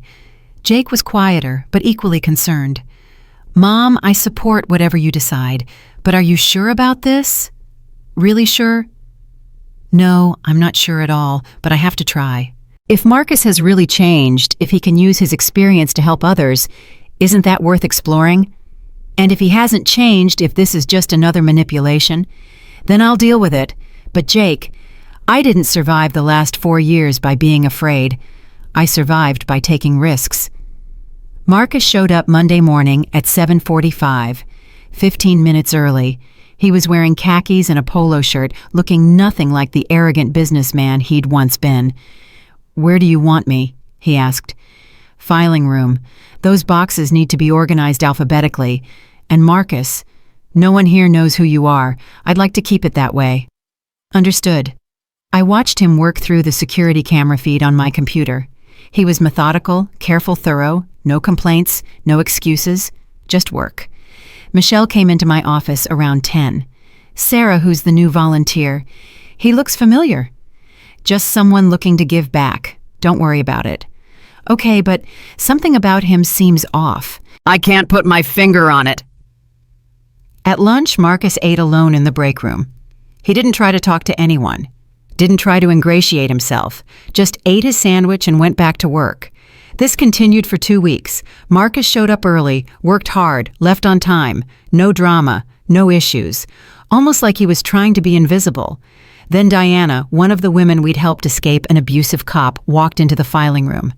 I watched on the security feed as she froze. You're Marcus Reynolds. I saw you on the news. You're Sarah's ex-husband. Marcus looked up. Yes, I am. What are you doing here? Volunteering. Trying to do some good after years of doing bad. Does Sarah know you're here? She's the one who approved it. Diana came to my office immediately. Sarah, did you know Marcus Reynolds is here? I did. I approved it. Are you crazy? That man tried to destroy you. Yes, he did, and he paid for it. 4 years in prison, lost everything. And now he wants to make amends. By infiltrating your foundation. By volunteering. By using his skills to help others. Diana, I know it seems crazy, But I need to see if people can really change, if redemption is possible. Because if it's not, what are we even doing here? Diana sat down heavily. Sarah, I trust you. You saved my life. But this feels dangerous. I know, but sometimes the right thing feels dangerous. Word spread quickly through the office. Marcus Reynolds, the man who'd betrayed Sarah, was working there. Some volunteers quit immediately. Others threatened to leave. The staff was divided. I called an emergency meeting. Everyone crammed into the conference room, all eyes on me. I know you're upset. I know this seems crazy, but I'm asking you to trust me. Marcus made terrible mistakes. He hurt people. He hurt me.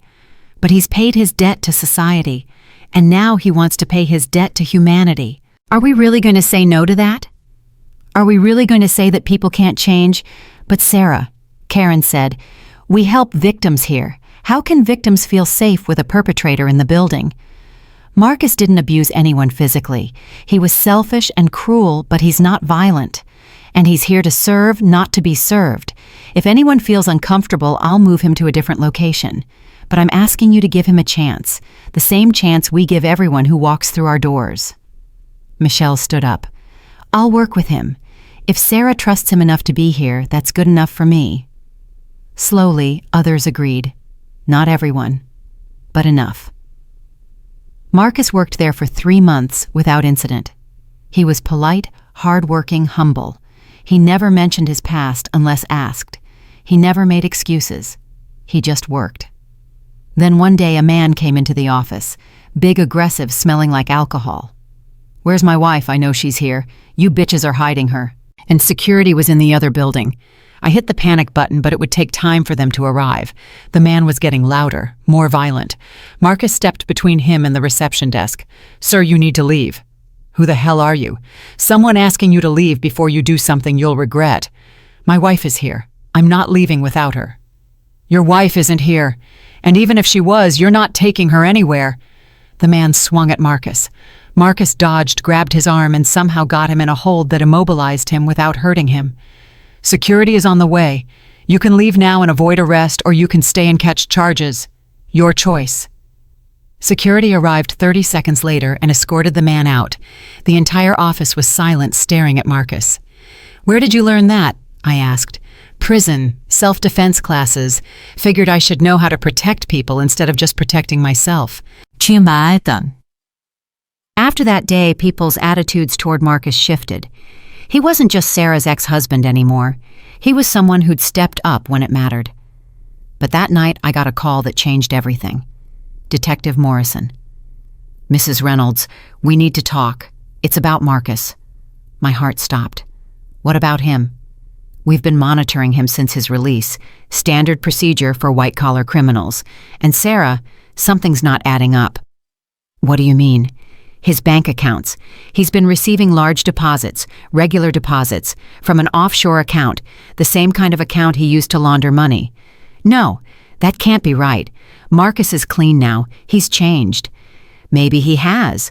Or maybe he's running the same con with a different face. Sarah, I need you to be careful. Don't trust him completely. I hung up and immediately called David. Morrison says Marcus is receiving money from offshore accounts, the same kind he used before. Sarah, you need to confront him. Now.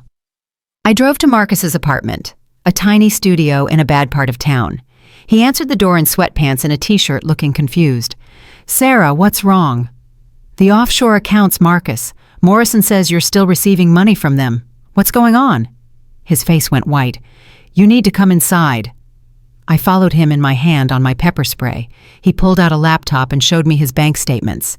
Yes, I'm receiving money from offshore accounts, but it's not what you think. Then what is it? It's restitution from Lisa's victims. When Lisa was arrested, they recovered some of the money she stole. Not all of it, but some. The courts are distributing it back to the men she conned. I'm getting back about 40% of what she took from me. Why didn't you tell me? Because I didn't want you to think I was using it. Sarah, every penny of this money is going to the foundation. I set up a trust, anonymous donations. I didn't want credit. I just wanted to help. I checked his laptop. He was telling the truth. Every deposit was matched by an equal donation to the foundation. Marcus, you should have told me. I know, but I was afraid you'd think I was trying to buy my way back into your life. I'm not. I'm just trying to do the right thing for once. I sat down on his ratty couch. Morrison thinks you're running a con. I'm not. Sarah, I can prove it. I'll give you access to everything, my accounts, my records, everything. Why are you living like this? In this apartment, you have money coming in. Because I don't deserve luxury. I had luxury. I threw it away. Now I'm living the life I earned, the life I deserve. I looked around his apartment. No TV, no furniture except necessities. Books everywhere. GED study guides, therapy workbooks, self-help books. You really have changed, haven't you? I'm trying to, every single day. It's the hardest thing I've ever done. But Sarah, I have to. Because if I don't, if I go back to being who I was, then everything I destroyed, everything I lost, it was all for nothing. I called Morrison the next day and explained everything. He verified Marcus's story. The money was legitimate. The donations were real. Marcus was clean, but the damage was done. Word got out about the investigation. The media picked it up. Marcus Reynolds reformed or running another con. Donations to the foundation dropped. Volunteers quit. Women stopped calling for help. Everything I'd built was crumbling because of Marcus. Again. I called an emergency board meeting. We need to address this. We need to be transparent. Sarah, the easiest solution is to let Marcus go, one board member said. Distance yourself from him completely. That's not who we are. We don't abandon people when things get hard. We fight. Even if it means losing the foundation, even then. I scheduled a press conference. Marcus didn't want me to. Sarah, don't do this. Don't put yourself on the line for me again. I'm not doing it for you. I'm doing it for every person who's ever been told they can't change. Every person who's made mistakes and wants to do better. I'm doing it for the foundation. The press conference was packed. Reporters everywhere. Cameras in my face. I stood at the podium with Marcus beside me and told the truth. 4 years ago, this man betrayed me in the worst way possible. He had an affair. He tried to steal everything I had. He destroyed our family. And yes, I hated him for it. But Marcus went to prison. He served his time. He got therapy. He changed. And when he wanted to volunteer, I said yes. Not because I'm stupid, not because I'm naive, but because the entire purpose of this foundation is redemption. Second chances. If I can't give Marcus a second chance, how can I ask society to give second chances to the women we help? A reporter shouted, but he's receiving money from offshore accounts, the same accounts he used to commit fraud. Yes, he is. That money is restitution from the woman who conned him, and every penny of it goes to this foundation. Marcus has donated over $200,000 anonymously. He didn't want credit. He didn't want attention. He just wanted to help. Why should we believe he's changed? Because I've seen it. I've watched him work. I've seen him step up when someone was in danger. I've seen him show up every day, do the grunt work, and ask for nothing in return. That's not the Marcus who left me. That's someone different. Someone better. Do you still love him? The question hung in the air. I looked at Marcus, then at the cameras. No, I don't love him. I love the man I'm with now, David, who treats me the way I deserve to be treated. But I respect what Marcus is trying to do, and I believe in second chances. For everyone. The press conference went viral. Some people praised me, others called me a fool. But something unexpected happened. Donations increased. New volunteers signed up. Women called saying, if Sarah Reynolds can forgive her ex-husband, maybe I can forgive myself for staying too long. The foundation grew stronger, and Marcus stayed quietly working in the background, never seeking attention. 6 months later, Tom finally agreed to have dinner with Marcus, just the two of them. He came home looking thoughtful. How was it? I asked. Weird. Dad's different, really different. He asked about my life, actually listened, didn't try to give me advice or fix things, just listened. How do you feel about that? I don't know. Part of me is still angry, but part of me thinks maybe he really has changed. You don't have to decide right now. Just take it one day at a time. Emma and Jake had similar experiences. Slowly, carefully, they were rebuilding relationships with their father. Not the relationship they'd had before. Something different. Something healthier. Marcus never asked about getting back together, never hinted that he wanted more than he had. He seemed content to be in our lives, peripherally helping where he could, staying out of the way otherwise. David proposed on a random Tuesday. No fancy restaurant, no elaborate plan, just us sitting on my couch watching a movie. Sarah Reynolds, will you marry me? I looked at this good man, this patient man, who'd waited while I healed. Yes, absolutely yes. We told the kids that night. They were ecstatic. Tom actually hugged David. Emma cried happy tears. Jake said it was about time. Are you going to tell Dad? Emma asked. I think he should hear it from me, I said, not through the grapevine. I met Marcus at a coffee shop the next day. I'm getting married, to David. He smiled, a real smile. That's wonderful, Sarah. Really wonderful. He's a good man. He is. Can I be honest with you about something? Always. I used to fantasize that someday you'd take me back, that I'd prove myself worthy and we'd get back together. But watching you with David, seeing how happy you are, I don't want that anymore. You deserve that happiness, and I'm grateful I get to see it even from a distance. Marcus, you're going to find someone too, someone who's right for the person you are now. Maybe, but honestly, I'm okay if I don't. I'm learning to be enough for myself. That's progress.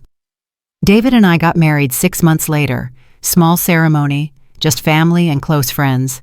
Marcus wasn't invited, and he didn't expect to be. But he sent a gift, a donation to the foundation in our names.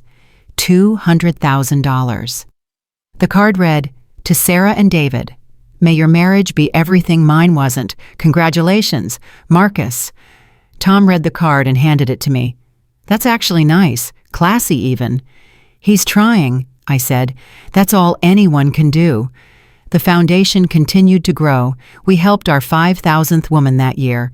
We expanded to 15 countries. We changed laws in 3 states. We saved lives. And Marcus was part of it. Quietly, humbly working in the background. Never the face of the organization. Never seeking credit. Just helping. One day a woman came into the office. She was in her 50s, well-dressed, confident. She asked to speak to me privately. Mrs. Reynolds, my name is Charlotte. I'm here because of your ex-husband. My guard went up immediately. What about him? 3 years ago, Marcus volunteered at the homeless shelter where I was staying. I was in a bad place, addicted to pills, lost everything. And Marcus, he didn't judge me. He just helped. He got me into rehab, helped me find a job, helped me rebuild my life. I'm clean now, 3 years sober, and I wanted to thank the person who made that possible. Charlotte, that's wonderful. But why tell me? Because I looked Marcus up. I saw what he did to you. And I wanted you to know that whatever he was before, he's not that person anymore. He saved my life, literally saved my life. And I thought you should know. After she left, I sat in my office crying. Not sad tears, grateful tears. Because Marcus had proven that people really could change, that redemption was possible. That night I told David about Charlotte. I was right to give him a second chance.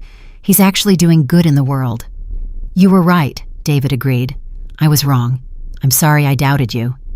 You were protecting me. I don't blame you for that. 2 years into my marriage with David, I got pregnant. At 47 years old, completely unexpectedly, I was pregnant. The doctors said it was rare, but not impossible. A miracle, really. I told Marcus because the kids were going to tell him anyway. I'm having a baby. David and I are having a baby. He looked stunned, then happy. Sarah, that's incredible. Congratulations. I'm terrified. I'm too old for this. Old. You're not too old. You're going to be amazing. You've always been amazing. When my daughter was born, we named her Hope, because that's what she represented. Hope for the future. Hope that good things could come from bad situations. Hope that life could surprise you. Marcus sent a gift, a beautiful handmade quilt with Hope's name embroidered on it. The card read, "For Hope. May she always know how loved she is. May she grow up with a father who deserves her, and may she be as strong as her mother. With love, Marcus." Jake. Emma and Tom came to the hospital to meet their baby sister. They were amazing with her, gentle, loving, protective. "Dad wants to know if he can visit," Emma said, "to meet Hope. I told him I'd ask." I looked at David. He nodded. "It's okay with me if it's okay with you." "Tell him he can come, but not alone. You kids should be here too." Marcus came the next day with all 3 kids. He stood awkwardly in the doorway, not sure if he should come in. "Come meet Hope," I said. He approached carefully, looking at my daughter with wonder. "She's beautiful, Sarah. Absolutely beautiful. Want to hold her? Can I?" I handed him Hope, and I watched this man who'd destroyed my life hold my daughter with such tenderness. And I realized something. Forgiveness wasn't about forgetting what happened. It was about choosing peace over anger. It was about letting go of the past so you could embrace the future. "Thank you," Marcus said softly, "for letting me be here, for letting me be part of your lives, even in this small way. It's more than I deserve." "We all deserve second chances, Marcus. You taught me that." He handed Hope back to David. "Take care of them. Both of them. All of them." "I will," David promised. "You have my word." After Marcus left, David kissed my forehead. "You're an incredible woman, Sarah Reynolds." "I'm just someone who learned that holding grudges hurts you more than the person you're angry at." The foundation celebrated its 10th anniversary that year. We'd helped over 10,000 women. We'd changed countless lives. And it all started because a man betrayed me and I decided to fight back. I stood on stage at our anniversary gala looking at the crowd. Women I'd helped, volunteers who'd given their time, donors who'd given their money, my children, my husband, my baby daughter. And yes, Marcus sitting in the back, clapping along with everyone else. 10 years ago, I thought my life was over, I said. My husband left me. My world fell apart. I was convinced I had nothing left. But I was wrong. I had everything I needed. Strength, determination, anger that I could channel into something productive. And most importantly, I had the belief that I deserved better. That belief changed everything. It built this foundation. It helped thousands of women. It gave me a life I never could have imagined. So to every woman out there who thinks her life is over, who thinks she has nothing left, I want you to know something. Your life isn't over. It's just beginning. And you have everything you need inside you to build something incredible from the ashes of your pain. Trust yourself, fight back, and never ever let anyone make you feel like you don't matter. Because you do. You matter more than you know. The standing ovation lasted 10 minutes, women crying, cheering, hugging each other, and I stood there holding my daughter surrounded by my family and felt something I never thought I'd feel again. Complete and total peace. Marcus approached me after the speech. "That was incredible, Sarah. Everything you've built, everything you've accomplished, it's extraordinary." "Thank you, Marcus. I'm proud of you. I know I have no right to be, but I am. You have every right. You're part of this story too, the villain who became an ally. That's powerful." "I don't know about ally. More like reformed villain trying to do better." "That's all any of us can do. Try to do better today than we did yesterday." He nodded and walked away, and I watched him go, feeling nothing but gratitude. Gratitude that he'd left, gratitude that he'd forced me to find my strength, gratitude that he'd proven people could change. My phone rang, an unknown number. I almost didn't answer, but something made me pick up. "Mrs. Reynolds, my name is Jessica. I just left my husband. He's threatening to kill me. I have nowhere to go, no money, no options. I saw your speech online. Can you help me?" I looked at David, at Hope, sleeping in his arms, at my older children laughing together, at the life I'd built from the ruins of my marriage. "Yes," I said, "I can help you. Tell me where you are."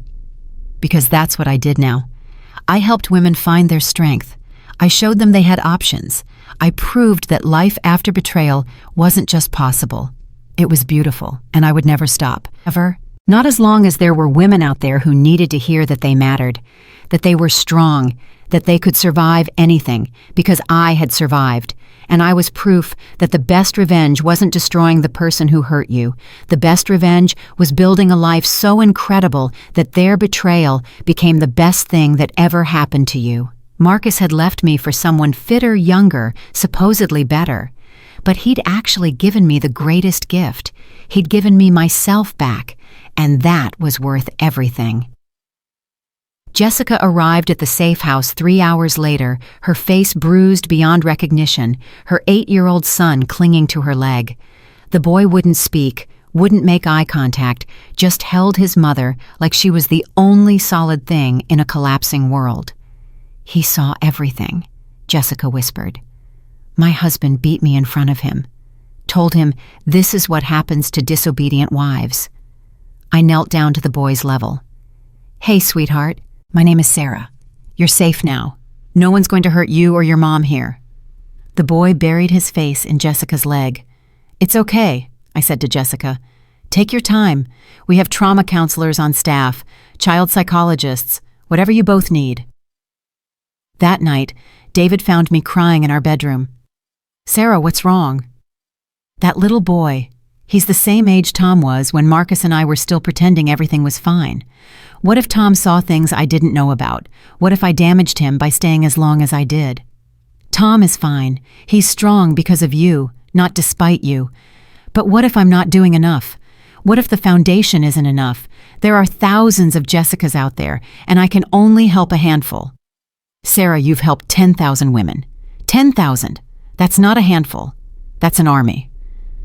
"But it's not enough. It'll never be enough." David held me while I cried. Not because I was weak, but because sometimes the weight of other people's pain became too heavy to carry alone. The next morning I got a call that made everything worse. Detective Morrison again. "Sarah, I need you to sit down." "What now?" "It's Marcus. He's been arrested." My stomach dropped. "For what?" "Assault. He put a man in the hospital last night. The guy's in critical condition." "No, that's impossible. Marcus wouldn't do that. He's changed." "Sarah, I have the arrest report right here. Multiple witnesses, security footage. It's definitely him." I hung up and immediately called Jake. "Did you hear about your father?" "Yeah, Emma just called me. Mom, what the hell happened? I thought he was doing better." "I don't know. I need to find out." I drove to the police station, my hands shaking on the steering wheel. Marcus was in an interrogation room when I arrived. His knuckles were bloody. His shirt was torn. He looked like he'd been in a war. "Sarah, you shouldn't be here." "Tell me what happened." "I can't. Marcus, tell me what happened, or I walk out and never speak to you again." He closed his eyes. "I was leaving the foundation office, late, around midnight. I heard screaming from the alley. A man was beating a woman, really beating her. She was on the ground and he was kicking her in the ribs. So you intervened. I told him to stop. He didn't. He pulled a knife, told me to mind my own business, so I made it my business. You put him in the hospital, Marcus. I did what I had to do to stop him from killing her. Sarah, she had 3 broken ribs, a collapsed lung, a fractured skull. If I hadn't stopped him, she'd be dead.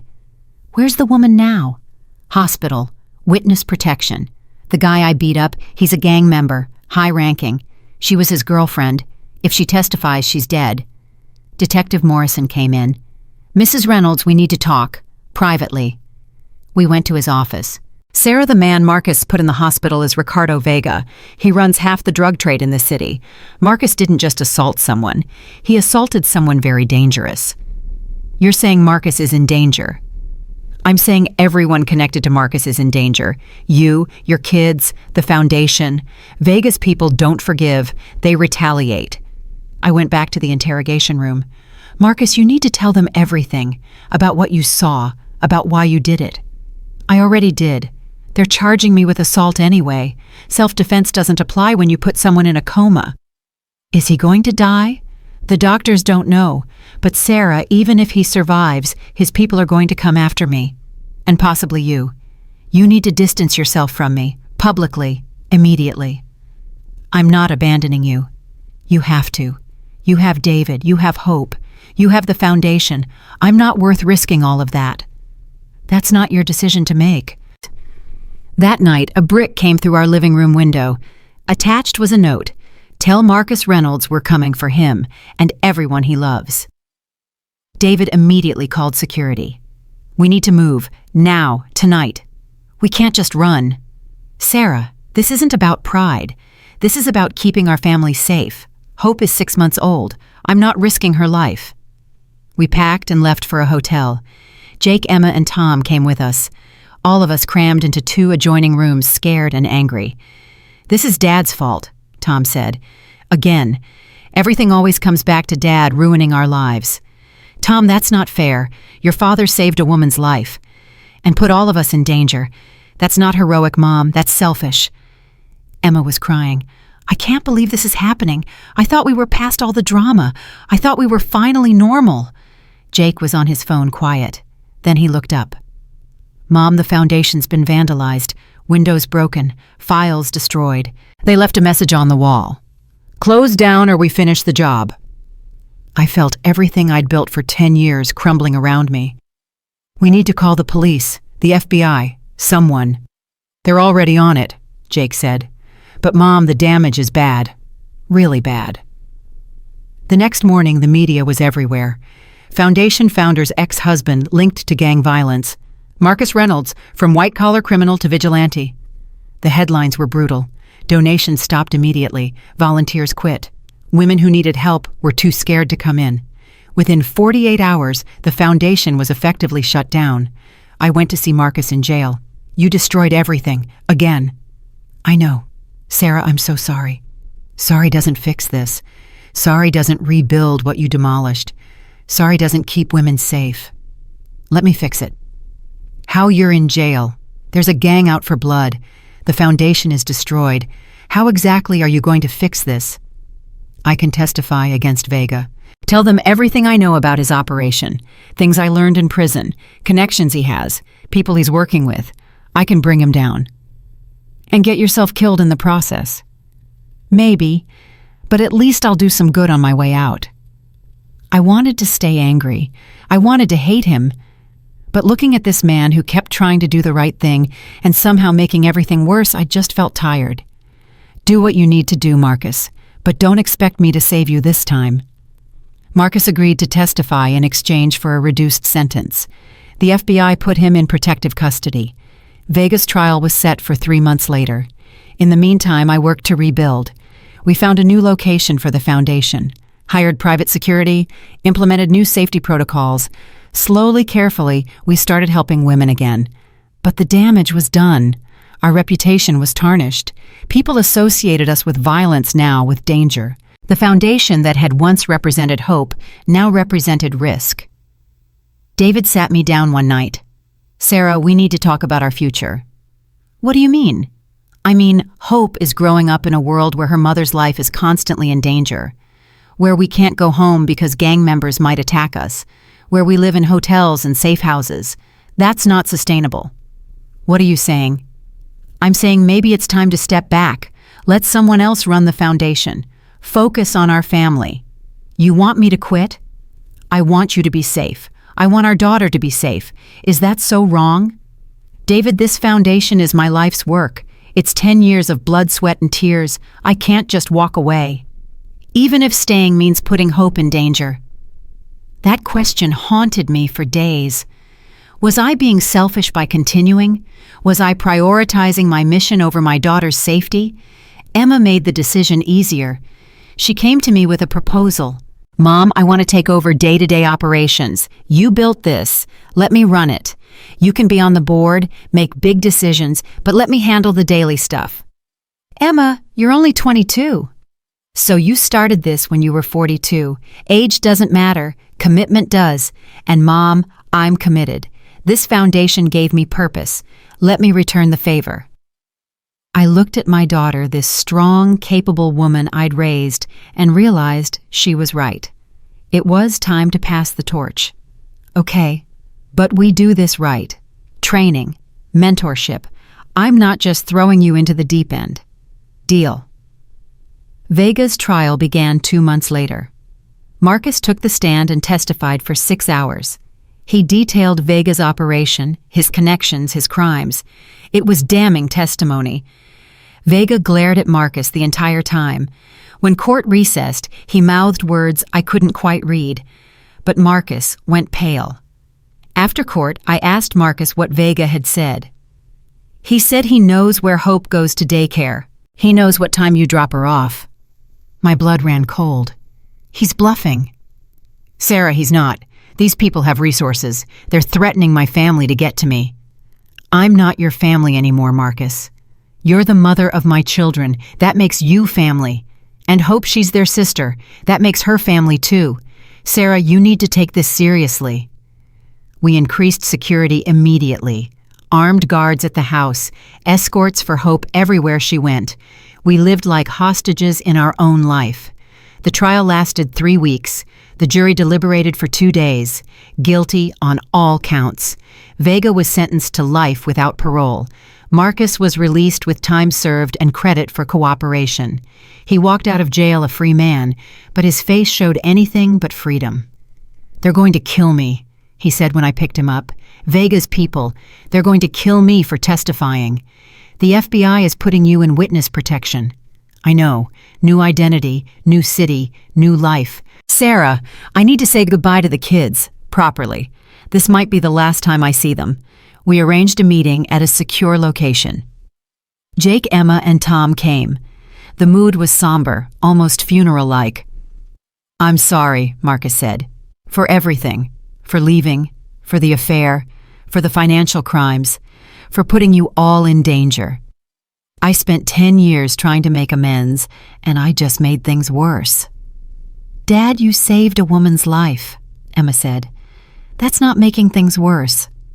But I destroyed the foundation. I put Hope in danger. I turned all of your lives upside down, again. Tom, who'd been silent, finally spoke. Dad, you're an idiot. You always have been. But you're our idiot. And you did the right thing. Sometimes doing the right thing costs you everything. That doesn't make it wrong. Marcus started crying. When did you get so wise? I had a good mom. They hugged him, all 3 of them. Jake, Emma, and Tom surrounding their father, saying goodbye. Maybe forever. After they left, Marcus turned to me. Sarah, I need to tell you something. Something I should have told you years ago. What is it? The night I left you, for Lisa. I was scared, terrified. I was getting older. My hair was thinning. I was gaining weight. And I looked at you still beautiful, still strong, and I felt inadequate. So instead of dealing with my insecurity, I blamed you. I made you feel like you weren't enough when the truth was, I felt like I wasn't enough. Marcus, why are you telling me this now? Because you deserve to know it was never about you. It was always about me, my weakness, my cowardice, my inability to face my own mortality, and I destroyed the best thing in my life because of it. I forgave you years ago. I know, but I needed you to understand. You were always enough, more than enough. You were everything, and I was too broken to see it. The FBI agents came to collect him. New name, new life, new everything. Marcus Reynolds would cease to exist. He'd become someone else, somewhere else. Goodbye, Sarah. Goodbye, Marcus. I watched him walk away, and this time I knew it was really goodbye. Not the goodbye of divorce or prison, the final goodbye. The last time I'd ever see the man I'd spent 20 years of my life with. David was waiting when I got home. How are you feeling? I don't know. Sad, relieved, grateful, all of it at once. Is it really over, the Marcus chapter of your life? Yes, it's really over. That night, I held Hope while she slept, marveling at how peaceful she looked. This little girl who'd never know her sibling's father, who'd grow up only knowing stories, never the man himself. Emma took over the foundation and flourished. She expanded our reach, modernized our approach, brought in new donors. Within a year, we were stronger than ever. Jake went back to school, finished his degree, and started his own nonprofit focused on helping children of domestic violence. Tom became a therapist specializing in family trauma. All three of them took their pain and transformed it into purpose. 5 years after Marcus disappeared into witness protection, I got a letter. No return address. Handwriting I recognized. Dear Sarah, I don't know if this letter will reach you. I don't know if I should even send it. But I wanted you to know that I'm okay. I have a simple life now. I teach high school math. I volunteer at a local shelter. I'm not trying to save the world anymore. I'm just trying to be good. I think about you and the kids every day. I wonder if Jake finished his degree, if Emma's still running the foundation, if Tom ever forgave me, if Hope knows my name. I hope they're all happy. I hope you're happy. You deserved happiness all along. It just took me too long to realize I couldn't give it to you. Thank you for everything, for the second chances, for the forgiveness, for showing me that redemption was possible even for someone like me. I'll never contact you again. This is goodbye for real. But I needed you to know that the man I am, now the good parts of him, they exist because of you. Because you refuse to let me stay broken. Take care of yourself, Sarah. You changed my life. You changed thousands of lives. You're exactly what the world needs. With gratitude and respect, Marcus. I read the letter 3 times, then filed it away. David never asked what it said. He trusted me enough not to need to know. Hope grew into a remarkable little girl, curious, kind, fierce. At 4 years old, she asked me about her sibling's father. Where is he? He's far away, sweetheart, living a different life. Why? Because sometimes people make choices that mean they can't stay with the people they love. But he loved your brothers and sister very much, and wherever he is, I bet he thinks about them every day. Does he know about me? Yes, and I bet he's very proud of you. Will I ever meet him? I don't know, baby. Maybe someday, maybe not. But you have me and David and your siblings and so many people who love you. That's what matters. The foundation celebrated its 15th anniversary the year Hope turned 5.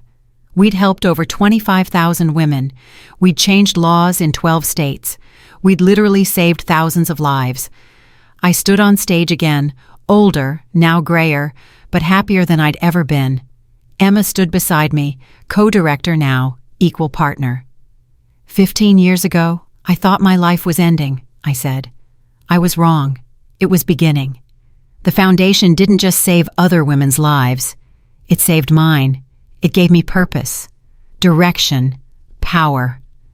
And now, watching my daughter carry this mission forward, I realize that pain doesn't have to destroy you. Pain can transform you. Betrayal can break you or make you. Loss can devastate you or liberate you. It's all in how you choose to respond. I chose to fight. I chose to build. I chose to turn my anger into action. And that choice changed everything. So to every woman out there facing betrayal, facing pain, facing loss, I want you to know something. You have a choice.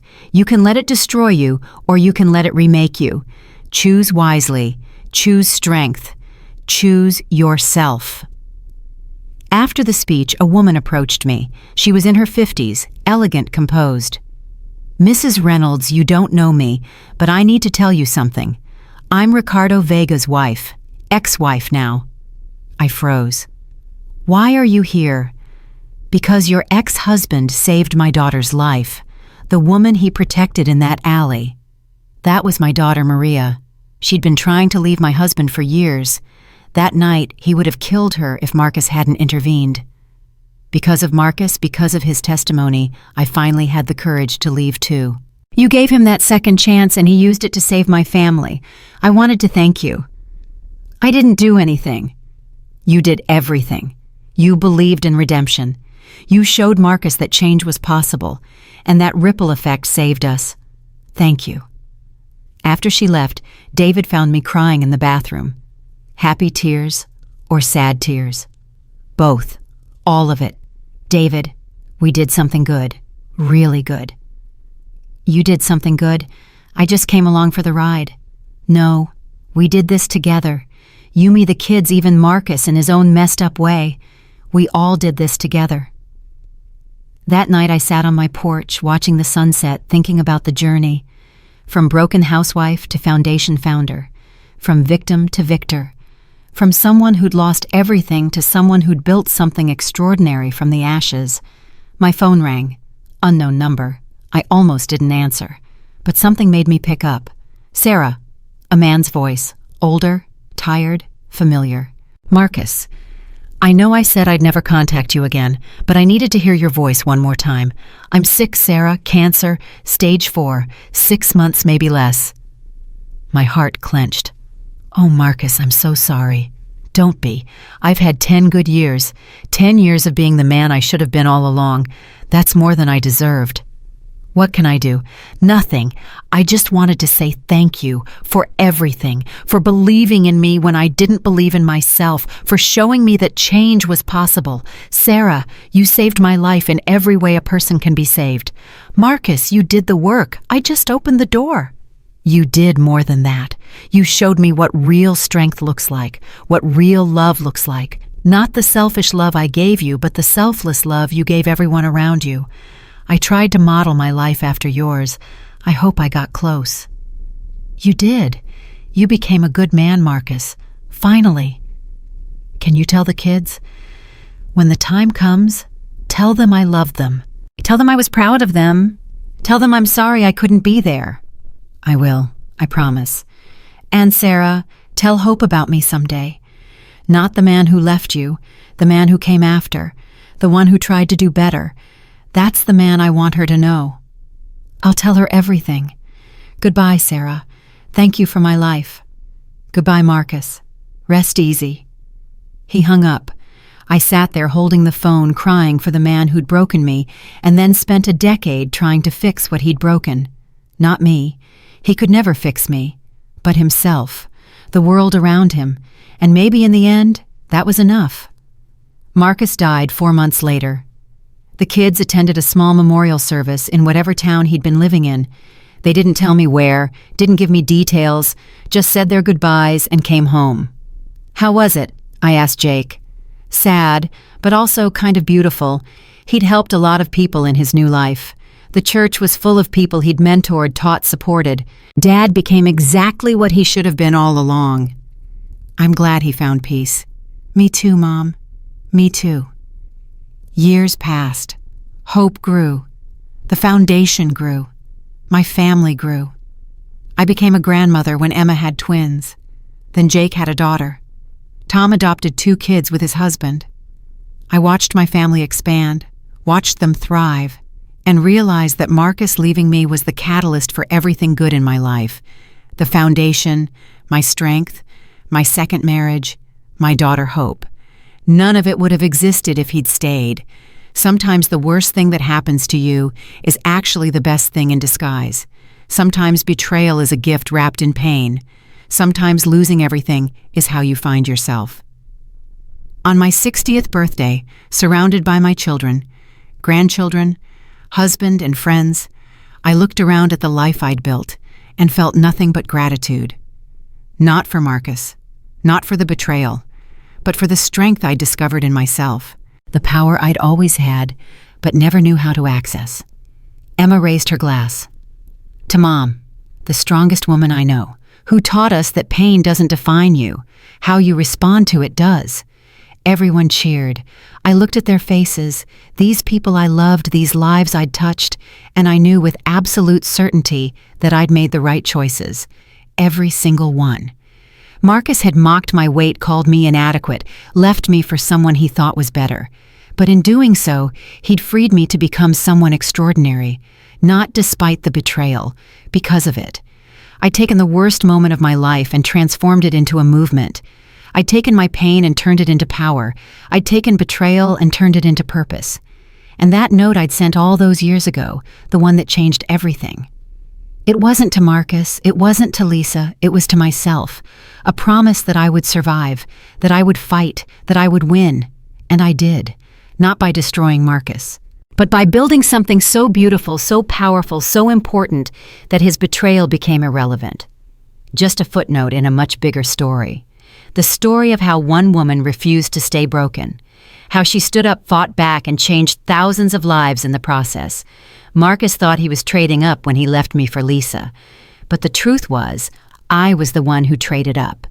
I traded a man who saw me as inadequate for a life where I knew my worth. I traded shame for strength. I traded fear for freedom. I traded being someone's disappointing wife for being my own powerful woman. The revenge I got wasn't about making Marcus suffer. It was about proving to myself that I never needed him to be complete. I was always enough. I just needed him to leave so I could remember that. And now, 20 years after he walked out that door, I could finally say with complete honesty that his leaving me was the best thing he ever did for me because it forced me to become the woman I was always meant to be.